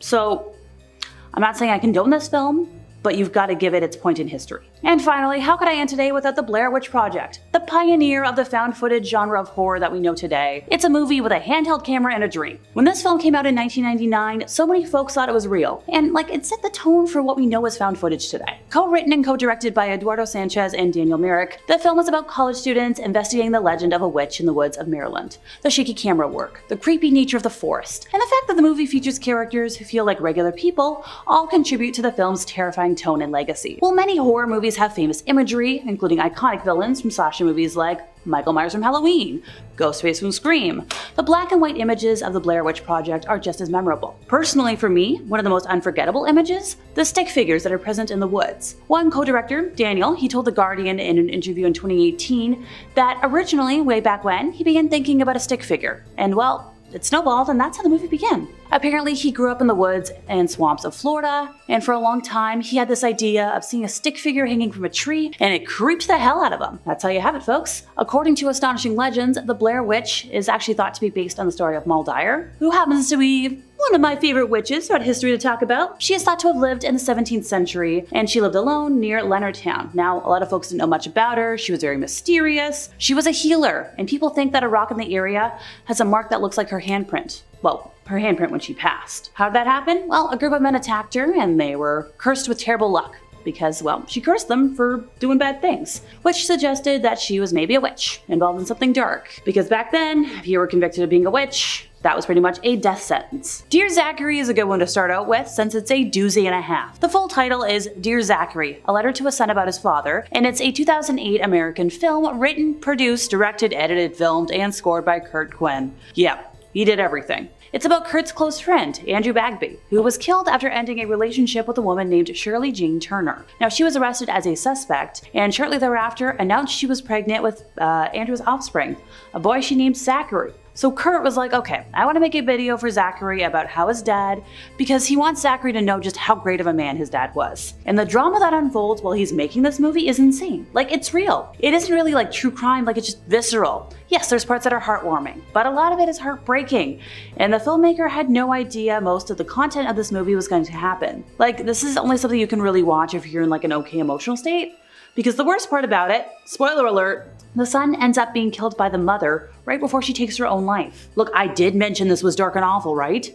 Ergo why I wanted to get it out of the way first. So in 2009, after watching the film, Canadian MP Scott Andrews introduced Bill C-464, also known as Zachary's Bill, to the Parliament of Canada, and it helps protect young descendants in relation to bail hearings, custody disputes, and it was signed into the law the following year. So yes, while some good came out of this mess, it's still just so awful. House LLC takes place in the aftermath of a haunted house attraction going badly wrong, leaving over a dozen people dead and the police and press with a lot of questions. Years later, the makers of a documentary about the tragedy meet with Sarah, the only known survivor of the team behind House, and she gives them never-before-seen footage detailing to the build-up that fateful night and what really happened. Look, I'm a scare actor myself, so I loved every minute of watching this film. It hits all the right notes, it's incredibly creepy, it has a consistent feel and pace throughout, and it has good actors in all the main roles. The documentary format lends an air of realism to the story, and it is very well done. Like, it does such an effective job of blurring the lines that a lot of viewers wondered, was there a real Abaddon Hotel tragedy true story? And while it does a great job seeding in the lore of the tragedy, House is not based on a real story. The filmmakers filmed this movie on location at the Waldorf Estate of Fear House. It's a haunted attraction in Layton, Pennsylvania. For a decade, the Poughkeepsie Tapes was stuff of legend. It was a type of movie that's only found in like a creepypasta. So if you believe the rumors, this documentary about a serial killer terrorizing Poughkeepsie, New York, used real footage of that man attacking, harming, and killing his victims. Obviously, it isn't the case since it's a completely fictional film about a made-up serial killer, but that hasn't kept the film from holding on to its true story legacy. So the movie opens with the discovery of the tapes themselves. After uncovering 10 bodies in a residential backyard, the police unearthed something far more menacing. Over 800 tapes from the killer, each detailing his heinous exploits. Composed of this found footage, interviews with experts, and one victim's testimony, the movie pieces together the story of the Water Street Butcher. Now, it's kind of a hard flick to watch, and it's best accompanied by a couple of trigger warnings. The eerie mimicry of early 2000s true crime shows like Forensic Files and Unsolved Mysteries is very convincing, making it difficult not to get sucked into the reality of it all. Like, even today, people are tricked into believing that the footage from the tapes is real, despite, the obvious pointing to the contrary. The claim to reality is a constant source of controversy for the film, as is its deeply unsettling content. But the thing that stands out most in complaints is that it wasn't the movie that people preemptively decided it should be. So it premiered in 2007 at the Tribeca Film Festival, where it was quickly snatched up by MGM for distribution. They marketed the movie heavily, but it would all prove a huge waste of money when the film mysteriously vanished from the studio's 2008 release schedule. Though you could find the movie at the time through less than legal means, it didn't get a wide release until it hit video on demand in 2014. Apparently, MGM thought they should be making more money off this venture, and then they pulled it for a never-to-be-seen theatrical release. Okay, finally, 2017, Shout Factory released the movie on DVD and Blu-ray. Just more proof of the value of physical media. So for many of those early viewers, the fun of the mystery was the mystery. Is the footage real? Why did MGM pull it? Was it banned for being too extreme? This and a plethora, if you will, of other questions swirled around online forums in the time from those early trailers to the movie's eventual home release. Yes, the killer's tapes in the movie are graphic, but not in the way people expect. A lot of the violence is off-screen, it's implied or described, but never shown outright, and it forces the audience to imagine the most disturbing moment. Spoiler alert, in what's called the scariest scene in the movie, the killer, posing as a police officer, picks up a hitchhiking woman looking for a ride to the nearest gas station. And when he drives past the station, the woman's face falls into an expression of absolute dread, because she realizes it's no police officer. And over the next 6 minutes, the audience is forced to watch as she hopelessly pleads for her life. If that doesn't terrify you, damn, I wish. Number 3 on this list is Atlantic Carding. The Thought Catalog writes once again, roughly 11 million Americans fall victim to credit card theft each year. Atlantic Card isn't helping. AC is a service that sells credit card information, addresses, and social security numbers. The more money you're willing to spend, the better your info. Big spenders can even get access to business accounts and infinite credit cards with no limit. Price ranges between $5 and $80 depending on the depth of information sold. It's reasonable pricing for the potential destruction of a stranger's life. The site boasts a credit card validity rate upward of 95%, anonymous communication via PGP encryption, and untraceable Bitcoin transaction. But keep in mind, if something looks too good to be true, it probably is. Agencies have been known to stage sting operations on the deep web with fake sites, such as 2010's Carter Profit. It's that easy, guys. Just drop a few bucks, and with that, you can steal someone's identity and their credit card and put them in really serious debt. I'm so ignorant in regards to credit card theft and hacking and all the ins and outs of how it works, and I think that honestly makes this a little bit scarier. Like, the fact that there's just a whole site where you can buy someone's card for $80 seems kind of ridiculous. What if we get unlucky and the card that they buy happens to be you or me? Granted, they probably look at mine and think to themselves why they'd want such a sad looking thing, but that is a complete, total other story. Just be aware that somebody is just a click away from stealing your entire identity and totally altering your whole life. Number 2 on this list is the cookbook. During my research of the dark web, there were several stories about one site in particular that is especially gruesome and disgusting. It's a site dedicated to cooking, however it doesn't use your conventional ingredients. Rather than how to cook a quality pork roast or a good steak, this site specifically looks on how to cook one thing: women. Yeah, that's right guys, this site is 100% dedicated to cooking females. Metro writes, the most disturbing site we found was a comprehensive guide for cooking women. We're not talking about a short joke here. This page had information on what body types to use for specific cuts, how to prepare these cuts, and how to cook the girl so she lives as long as possible. Now I haven't actually seen exactly what this site is, and I'm honestly glad I haven't witnessed it in person because this is just next levels of sadistic stuff right here. We're talking about a full-on website that resembles something run by the Food Network except for humans. On this site it said that you can find close to 100 different recipes. I think the scariest part about this is that it isn't a joke site either. This is a fully real site that takes itself seriously. And if the owners of this site take it seriously, then it also means that there are users who take it seriously and probably follow said recipes on a regular basis. It almost seems too sick and twisted to be real, but I'm sad to report that this is an actual thing that you can discover on the dark web. And finally, number 1 on this list is Red Rooms.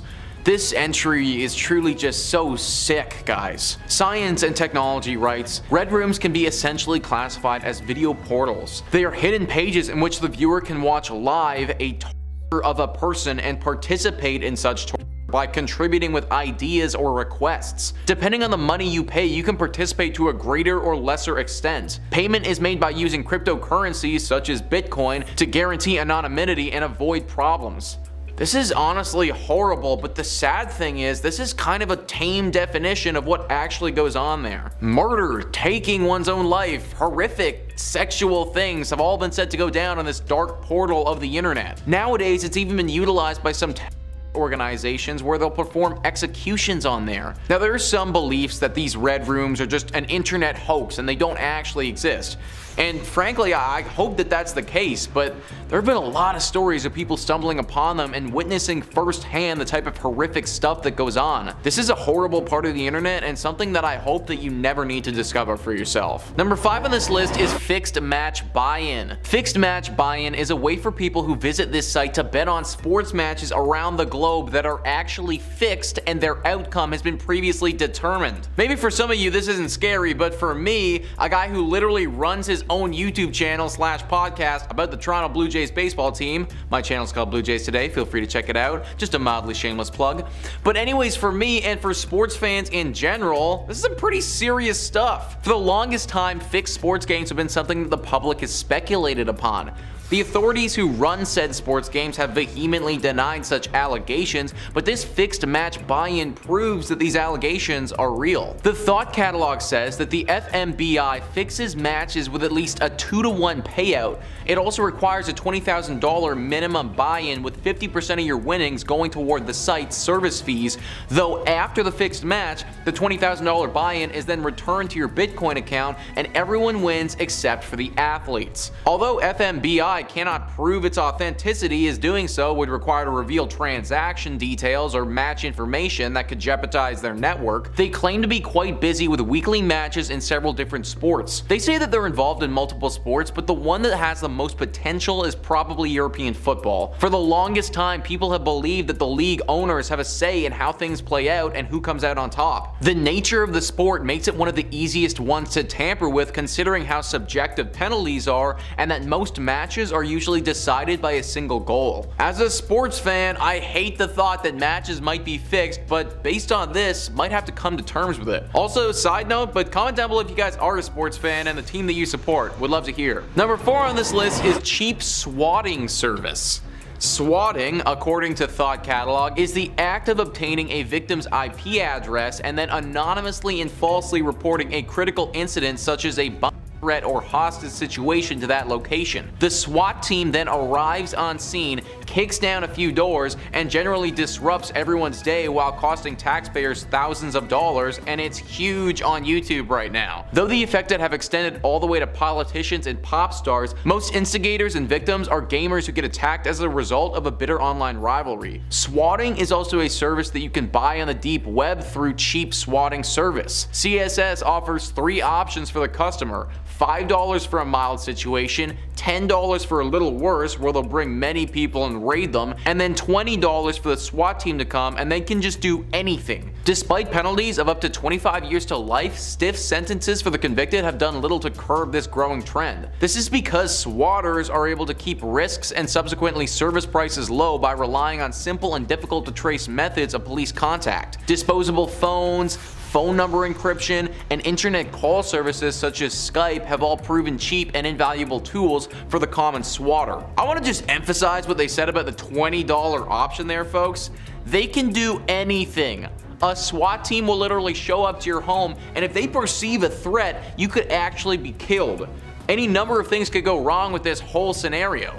Not to mention that this is a horrible allocation of resources, and if an incident occurred where we actually did need the SWAT team while someone was swatting, then whoever actually needs them is going to be in serious trouble. This is also the perfect way to frame someone for a crime if you ever did want to do such a thing. Plant some evidence and then call the SWAT team in and bam, they're done. This is way too much power for a standard person to have and seems like a really dangerous way to spend 20 bucks. Time to fulfill another promise, and that's evidence of Bigfoot. Paul Freeman claims that while working as a watershed patroller for the U.S. Forest Service back in 1982, he encountered a Sasquatch, or Bigfoot, near Walla Walla, Washington. Now, him being a whistleblower and talking about knowing about Bigfoot brought him a lot of criticism and disrupted his family's life, causing him to quit the job and relocate. But he returned to the area in 1984 and devoted the rest of his life to a search for evidence. He collected hair, photographs, and a wide variety of casts of footprints and other body parts. Now, in 1992, he followed a series of tracks near Deduct Creek and got a close-up video. I'm also pretty sure some of the footage is from 1994, which was when he captured video near the Blue Mountains region of northeastern Oregon. Now, the recordings are considered authentic by quite a few Bigfoot investigators, but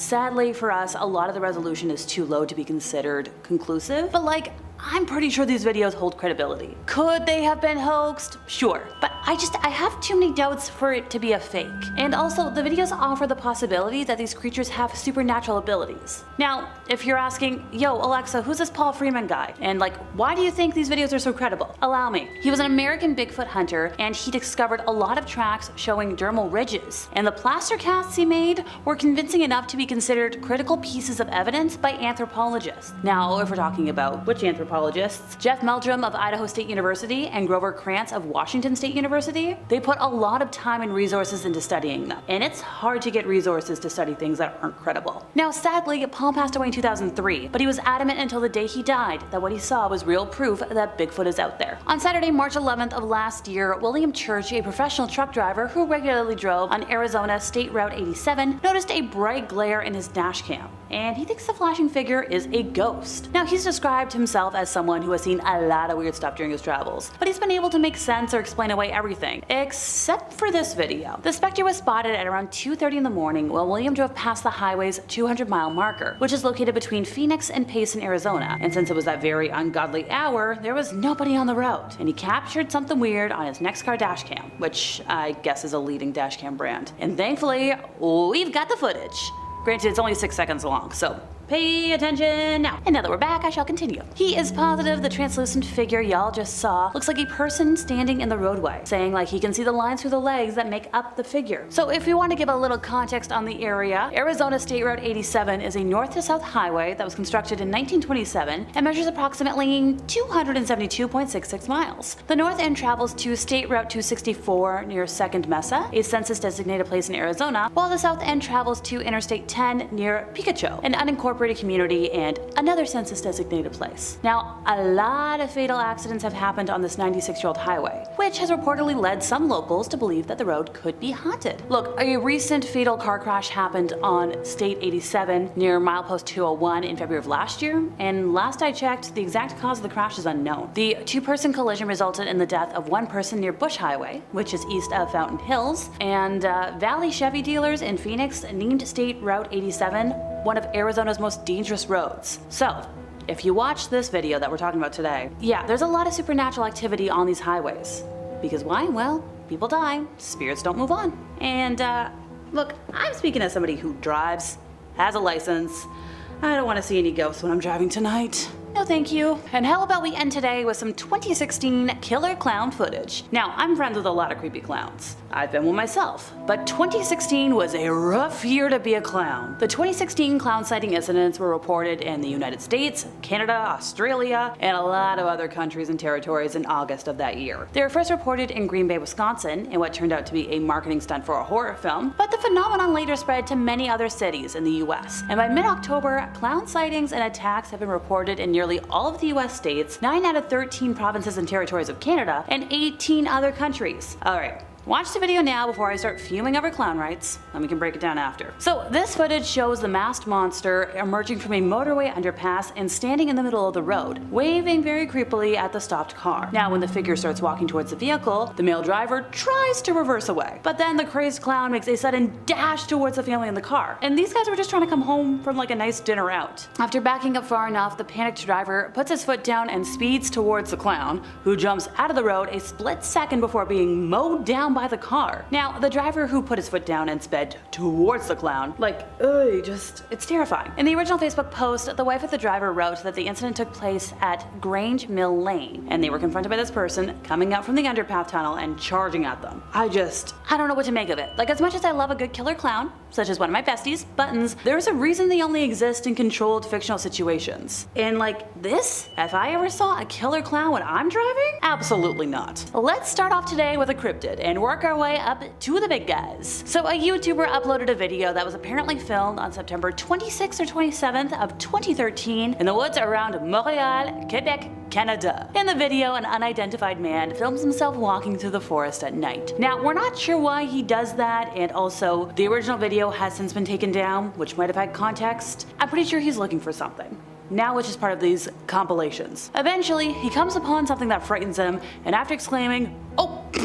can't say that word, "Oh God," he immediately turns and begins running in the other direction. Given how dark the footage is, it's not entirely clear what he saw until you slow down the video and you zoom in. Further ahead on the trail, something appears to peek out briefly from a tree before returning to its original position behind said tree. The creature does not appear to be any type of known animal. Rather, it's pale, fish-faced, and with seemingly large eyes. It looks almost like a gray alien type. Look, this video is the real deal, and also if you think about it, it's got a very authentic feel to it. The reaction upon seeing the creature, like, this guy's genuinely startled. He's not rehearsed. I can tell I'm an actor. Now, one of my first thoughts when I saw this footage was like, oh, this cryptid, it's a hide behind, seeing as it ducks really fast. It's a nocturnal critter from American folklore that preys upon humans that wander the woods. It was blamed for the disappearances of early loggers when they failed to return to camp, and as the name suggests, it's able to conceal itself. When you look directly at it, it hides, ducks away. Look, it makes sense to me. You let me know in the comments what you think. As promised, it's UFO time. Alright, I'll be the first to admit we don't know as much about this footage as some of the other entries today, so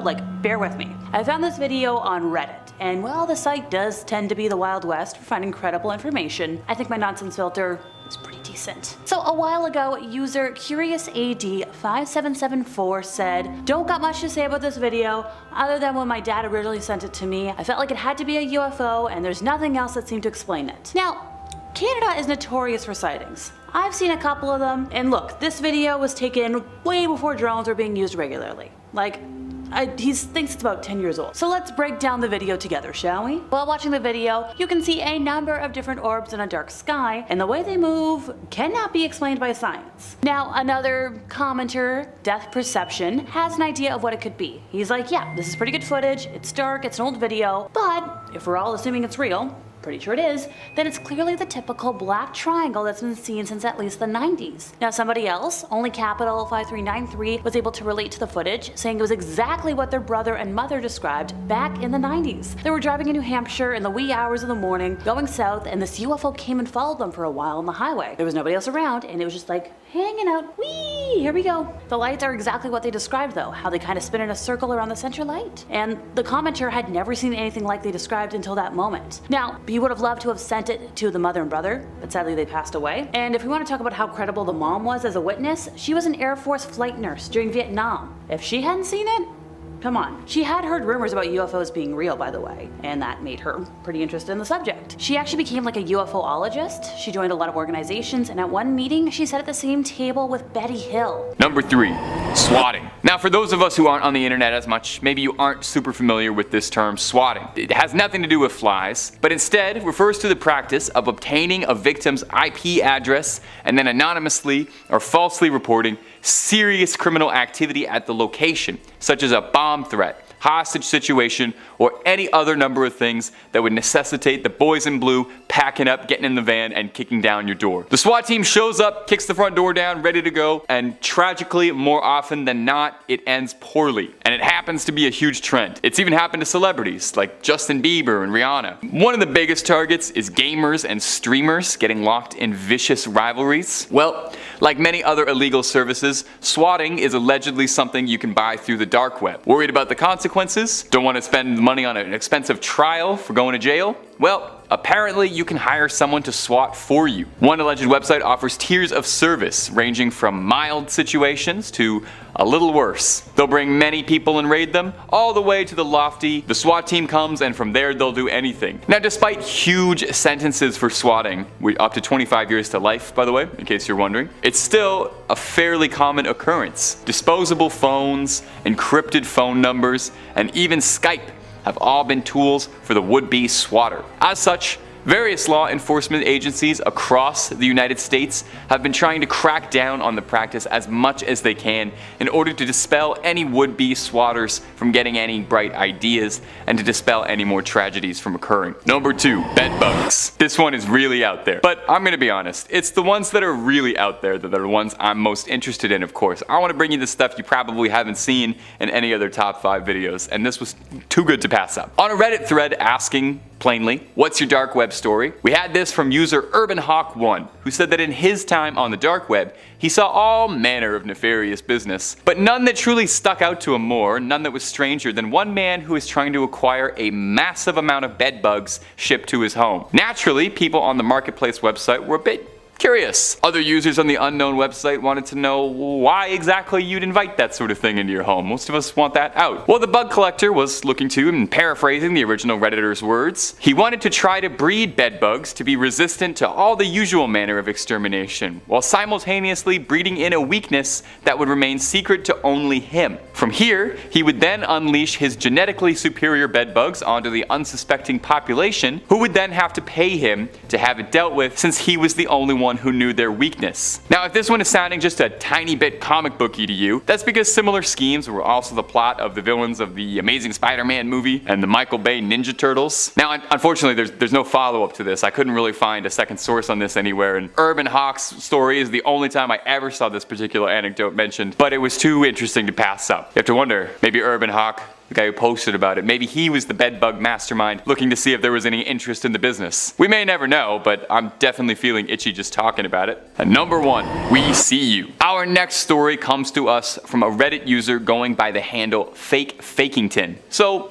all that being said, maybe just take whatever he says with a grain of salt if that's how he chooses to advertise. Making matters more confusing, he does list his real name on his Reddit account as Truth Realtime. So who's to say? Now Truth-Fakington, Fake Truth, he recounts the story of the early days of the dark web, when everything was still very deep and dark. Back in the day, Fakey Truthy was browsing random links, just like us kids today still do. He describes a lot of it as not particularly interesting, until he found sort of an early blog, describing random thoughts, musings, and so on. But he said they felt a bit like someone was trying to pass secret notes to each other.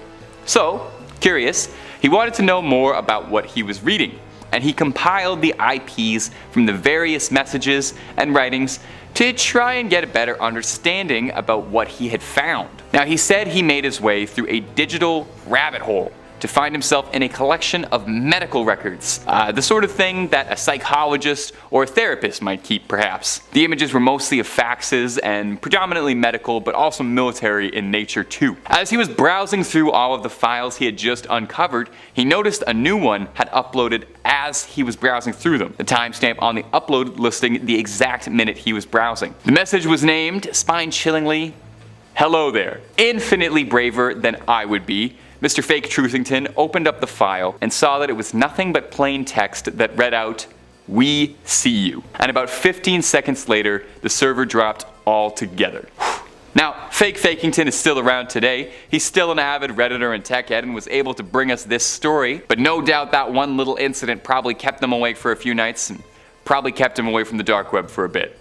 I know I would. Number 5. The Human Experiments. Now, one of the more infamous stories that has come out of the dark web is the Human Experiments. Now, that name alone should already tell you this is not going to be a fun one. I can't think of any fun human experiments. The site was active for a while, but possibly, thankfully, seems to have gone dark around 2011. The Human Experiments refers to a website where a group of anonymous doctors, medical students, and so on practice their own brand of medicine. And if the website's header is to be believed, they hope to prove that not all humans are equal, for some of them were born superior to others. So who's behind it? Government Black Ops, Super Soldier Project? Freelance doctors looking to practice on their own time? An incredibly convoluted and overly complicated hoax? Could not tell you. Probably for the best. I don't really know if I want to know. They say that their clientele mostly consisted of the homeless population, presumably not to arouse too much suspicion. Now, their experiments range from all sorts of dealings. Some on the website listed are starvation and water fluid restriction, vivisection and pain tolerances, infectious diseases and organ effects, transfusions, drug trials, sterilizations,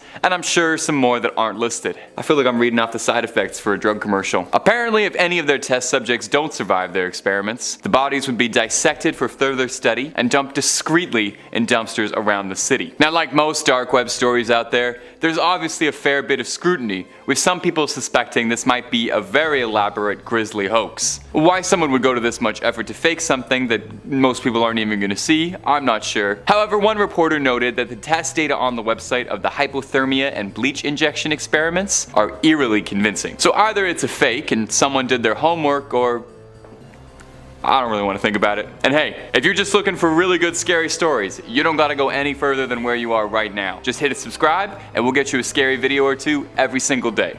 Let's keep going. Number 4, the Red Rooms. One of the most reoccurring dark web urban legends as well is that of the Red Rooms. What is a Red Room, you ask? Well, it refers to an alleged secret streaming service or website where viewers can pay massive sums of money, usually cryptocurrency, to watch live streams of the darkest things imaginable to the human psyche, being able to make special requests for what they'd like to see. Much like the VIPs from Netflix's Squid Game, if you watched that, and I'm sure most of you did, who all traveled to that mysterious island to pay to watch the games up close and personal, this is allegedly that on a much smaller, personal scale, where you wouldn't even have to dress up in an ornate animal mask and fly out to South Korea. Now, it's worth noting that there's some discrepancy as to whether or not these horrifying red rooms really exist, or if it's an exaggerated story, like a digital campfire legend. The browser used to access deep and dark web content is too slow to run a live stream properly, and alternative browsers struggle as well as they run their traffic through multiple services. That's not to rule it out entirely. The web beneath the surface is a wild wasteland, and there have been deeply disturbing real stories from the dark web of criminals charging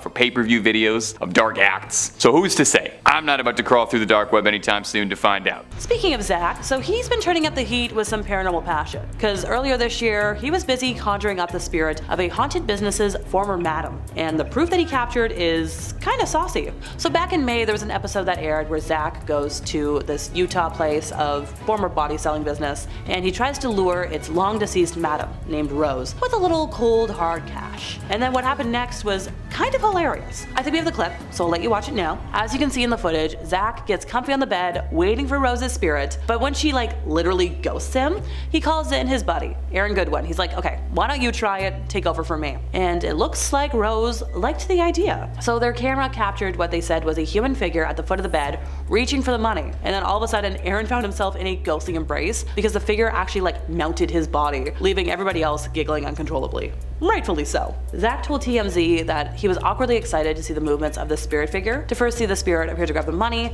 then fully mount my friend while grabbing the headboard, and then completely vanish after the business was done was incredible. He mentioned that they had never captured a scene like that in the history of the show, and he mentioned, like, I'm still a little offended that I was turned down by the madam, but alright. Oliver Tatham and his sister Rebecca visited the grounds of Coombe Abbey for the Illuminate Light Trail before Christmas of last year with their granddad Eric. Now, Mr. Tatham was like, I'm gonna tell all my, young ones to look out for ghosts while they're walking the trail, just for funsies. Well, Oliver took the challenge seriously. He carefully checked out each window of the building. Suddenly, something unusual caught his eye. In one of the first floor windows, Oliver saw a woman standing very still. He said she looked as though she was wearing Victorian-style clothes with a white cap and apron over a black dress. Oliver said, when I saw this strange figure looking out of the window, staring at the garden, I took a photo on my mom's phone, which I was using to take pictures of the lights. I zoomed in as far as I could, and she was much clearer to my eye than in the photo. Oliver then called over his mom and his sister to look at it, and as he was doing so, the figure didn't move, but then she just suddenly disappeared. So, we've got Oliver and his granddad, and they researched Coombe Abbey ghosts when they got home, and they came across the sad story of Matilda, a former maid at the Abbey when it was home to the Craven family. Now, it's not the first time that it's been claimed that Matilda has been captured on camera. Investigators who visited in 2018 claimed to have seen a number of apparitions, including their very own image of Matilda.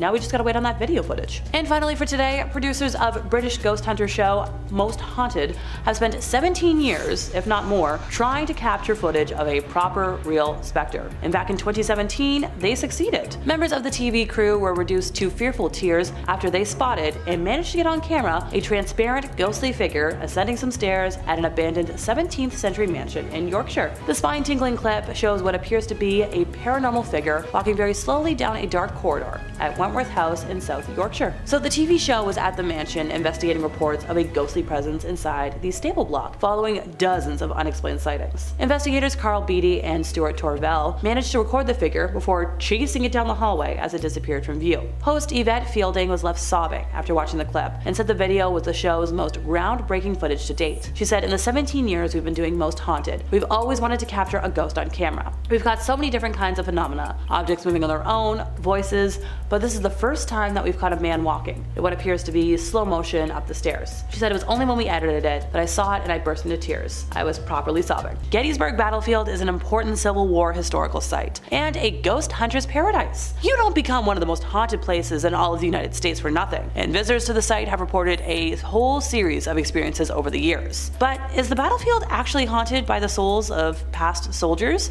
or is it more paranoia? Well, allow me to elaborate. On a site known as a hotspot for ghost sightings is the wheat field, which saw some of the most brutal fighting in the battle, with 30% of the soldiers involved passing away. So it's not surprising that a lot of people have claimed to see the ghosts of soldiers here, still running around like they're still in battle. Looking to go even further and catch a ghost on camera was YouTuber Pulp Video, who set up a hidden camera to film the location overnight. And after combing through hours and hours and hours of footage, the account uploaded a 33-second clip, which it has some paranormal activity.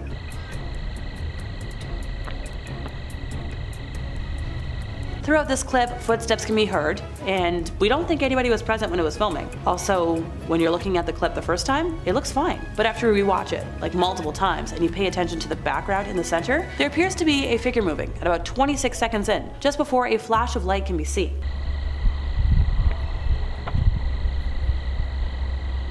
Sure, yes, there might be some skeptics out there being like, come on Alexa, this looks fake. There's plenty of other videos to back up the argument that this area is majorly haunted. There's another chilling clip, captured by Greg Euling, who saw a lot of ghostly figures running about the fields. He said, then we saw these shapes moving in the darkness. They were the size of humans, one of them ran right through the cannon. Liv, known as @StayGoldenPonyBoy on TikTok, turns to an unlikely source for advice on dating or what to wear out. The ghost of a college-aged fraternity brother whom she calls Chad. So, Chad, can you turn off the flashlight? 3, 2, 1, turn off. Okay. Liv has mentioned in interviews that from a very young age, she was really into the paranormal. She grew up in San Francisco, and the house she grew up in was haunted. Or that's what her mother told her. She would see an old woman in the basement of that house that her parents couldn't see. She'd be like, don't you see that old woman? She's standing in front of the closet. Now, eventually her parents were like, hey, I'm gonna talk to the landlord. They asked, and the landlord was like, oh, my mother died in that house, and I keep some of her stuff there. No biggie. Now Liv's great-grandmother passed away, and 2 months after she did, Liv started seeing her in the house as well, and it made her mom upset because it was her grandmother, and she'd be like, she's not really here. But then Liv was like, well, I think I'm kind of in tune with something spiritual. And as she got older, it kind of went away until college, until Chad. Liv first encountered this spirit friend in Boston, where she and her roommate accidentally manifested a spirit inside their old Back Bay brownstone. After noticing paranormal activity, the freezer door opening by itself, misplaced items, the record player turning on at random, the roommates named the friendly ghost Chad. After moving to LA and investing in ghost hunting equipment, Liv was able to confirm that Chad had moved with her. Now, almost, 5 years or more after meeting him, Liv shares little snippets of her hangouts with Chad, her beloved chatting sessions, to her almost 200,000 followers on TikTok. Chad, can you say hi, hello, what's up? I just heard hi, Olivia.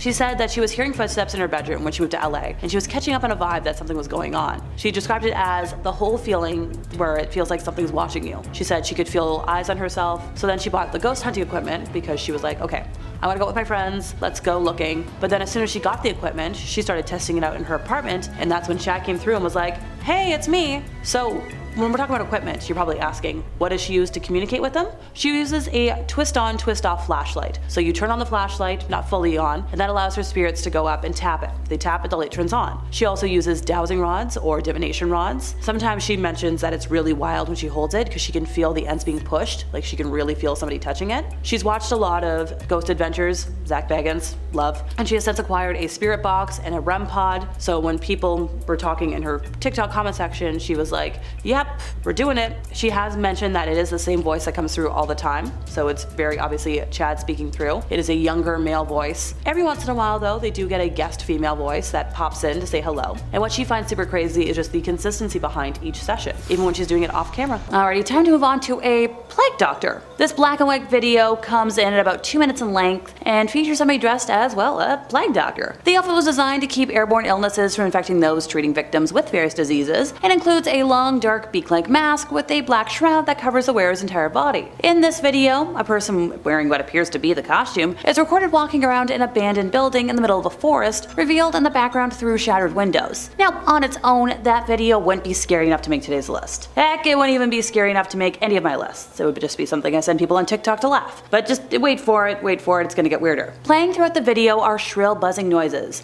The person carries around an irregularly blinking light, which they occasionally hold up to the camera. It was sent to gaddetzz.com, a Swedish tech blog back in 2015, and the website immediately made it public. Embedded within the video are several common ciphers and encryption systems. Some lead to images of tormented and mutilated people. Most were decoded by users following the video via a Reddit thread. Now, the detectives were able to create a rather lengthy link to the investigations of the Boston rope necklacer. The messages have also been interpreted as an implied threat of bio-bad acts against the US. Look folks, there's words I can't say. 3 months after the initial controversy, a man by the name of Parker Warner Wright stepped forward and claimed to have created and sent the video. He said a sequel was in the works and challenged anyone to try replicating the segment. Yet no thank you. After the last couple of years, I think the last thing anybody wants to see more of are plague doctors, any mention of a plague, torment. I know of independent haunted attractions that lost so much money by having to retheme all of their plague areas post Panini, and I don't want to see them hurt anymore. And I don't want to see anybody get hurt. Here's a doozy for you to ponder over. Not a haunted doll, but a demonic android. A spooky animatronic mannequin known as Tara the Android can be seen in this video, its arms jerking and head turning from side to side, while the lyric, "I feel fantastic," repeats over a synth line. It was uploaded to YouTube by the user CreepyBlog, who hasn't uploaded any other clips as of the time of me saying this. Really, not much happens in the video besides the repeated phrase and the robotic movement of Tara's arms and head, but where the clip gets freaky is 2 brief moments nestled between Tara's performance. First, viewers are given a brief view of the outdoors, what looks like the edge of a forest, or possibly somebody's backyard. The camera zooms in on a pile of sticks, leaves, and dirt. Second are the phrases positioned in some of Tara's song, "Please leave," followed by the repetition of "Run, run, run, run, run." These 2 strange instances in the video led some viewers to suspect the video's creator of killing. They go by the name of John Bergeron, and rumors believe they committed the crime in the outdoor view of the video, and that the various clips of Tara show the robot wearing the victim's clothes. Possible support for this claim is the description included in the initial post, which made a subtle nod to the Greek story of Pygmalion, an ancient sculptor from Cyprus who thought all women were unworthy of love. In the myth, Pygmalion creates an ideal woman from ivory and falls in love with her, and the goddess Aphrodite then brings the statue to life. Viewers are torn. Some say the video offers clues to the real Tara's fate. Perhaps Perhaps she didn't live up to Bergeron's expectations of an ideal woman, so he killed her. Or maybe he was so riddled by guilt for the crime, he created the video, subconsciously hoping to be caught. No matter the quote-unquote real reason behind the video, it creeps me the heck out and I'm not a fan. Alrighty folks, I'm ending today with the first thing that popped into my mind when I think of dark web videos that have made it off the dark web: blank room soup. At first glance, it seems relatively tame. There's a man sitting at a table with his eyes blacked out and he's just eating soup, I guess. A person in a character costume comes up behind him and begins patting him on the back, but as this happens, the man eating begins to sob. Then a second person dressed in the same getup enters the frame and appears to be trying to comfort the now crying man. So when this was first uploaded, I think it was in 2008, it was taken as a joke. It was a prank or some weird, strange experiment. It's been quite a bit of time since this was first appearing on the web, and to my knowledge, nobody stepped forth to claim it, which has led some to believe that there may be a more sinister story behind the video than what was initially thought. The video was first sent to Raymond Percy. The characters were his creation, used in a show he did at the Sunset Club. The costumes were stolen from his car in the parking lot, and a bit later he received the video. According to him, the characters called Ray Ray move exactly like Percy's characters are meant to, meaning that people wearing the outfits must have studied the performances meticulously. So there's been some ideas thrown around. One claims the meat in the soup is actually human remains, which the man is being forced to eat. Another says that the man is about to die, which is why he's crying. And the latter seems to be the more popular, but the video ultimately remains a source of curiosity and bafflement. Yeah, I don't want to watch it ever again. No thanks, I'm good.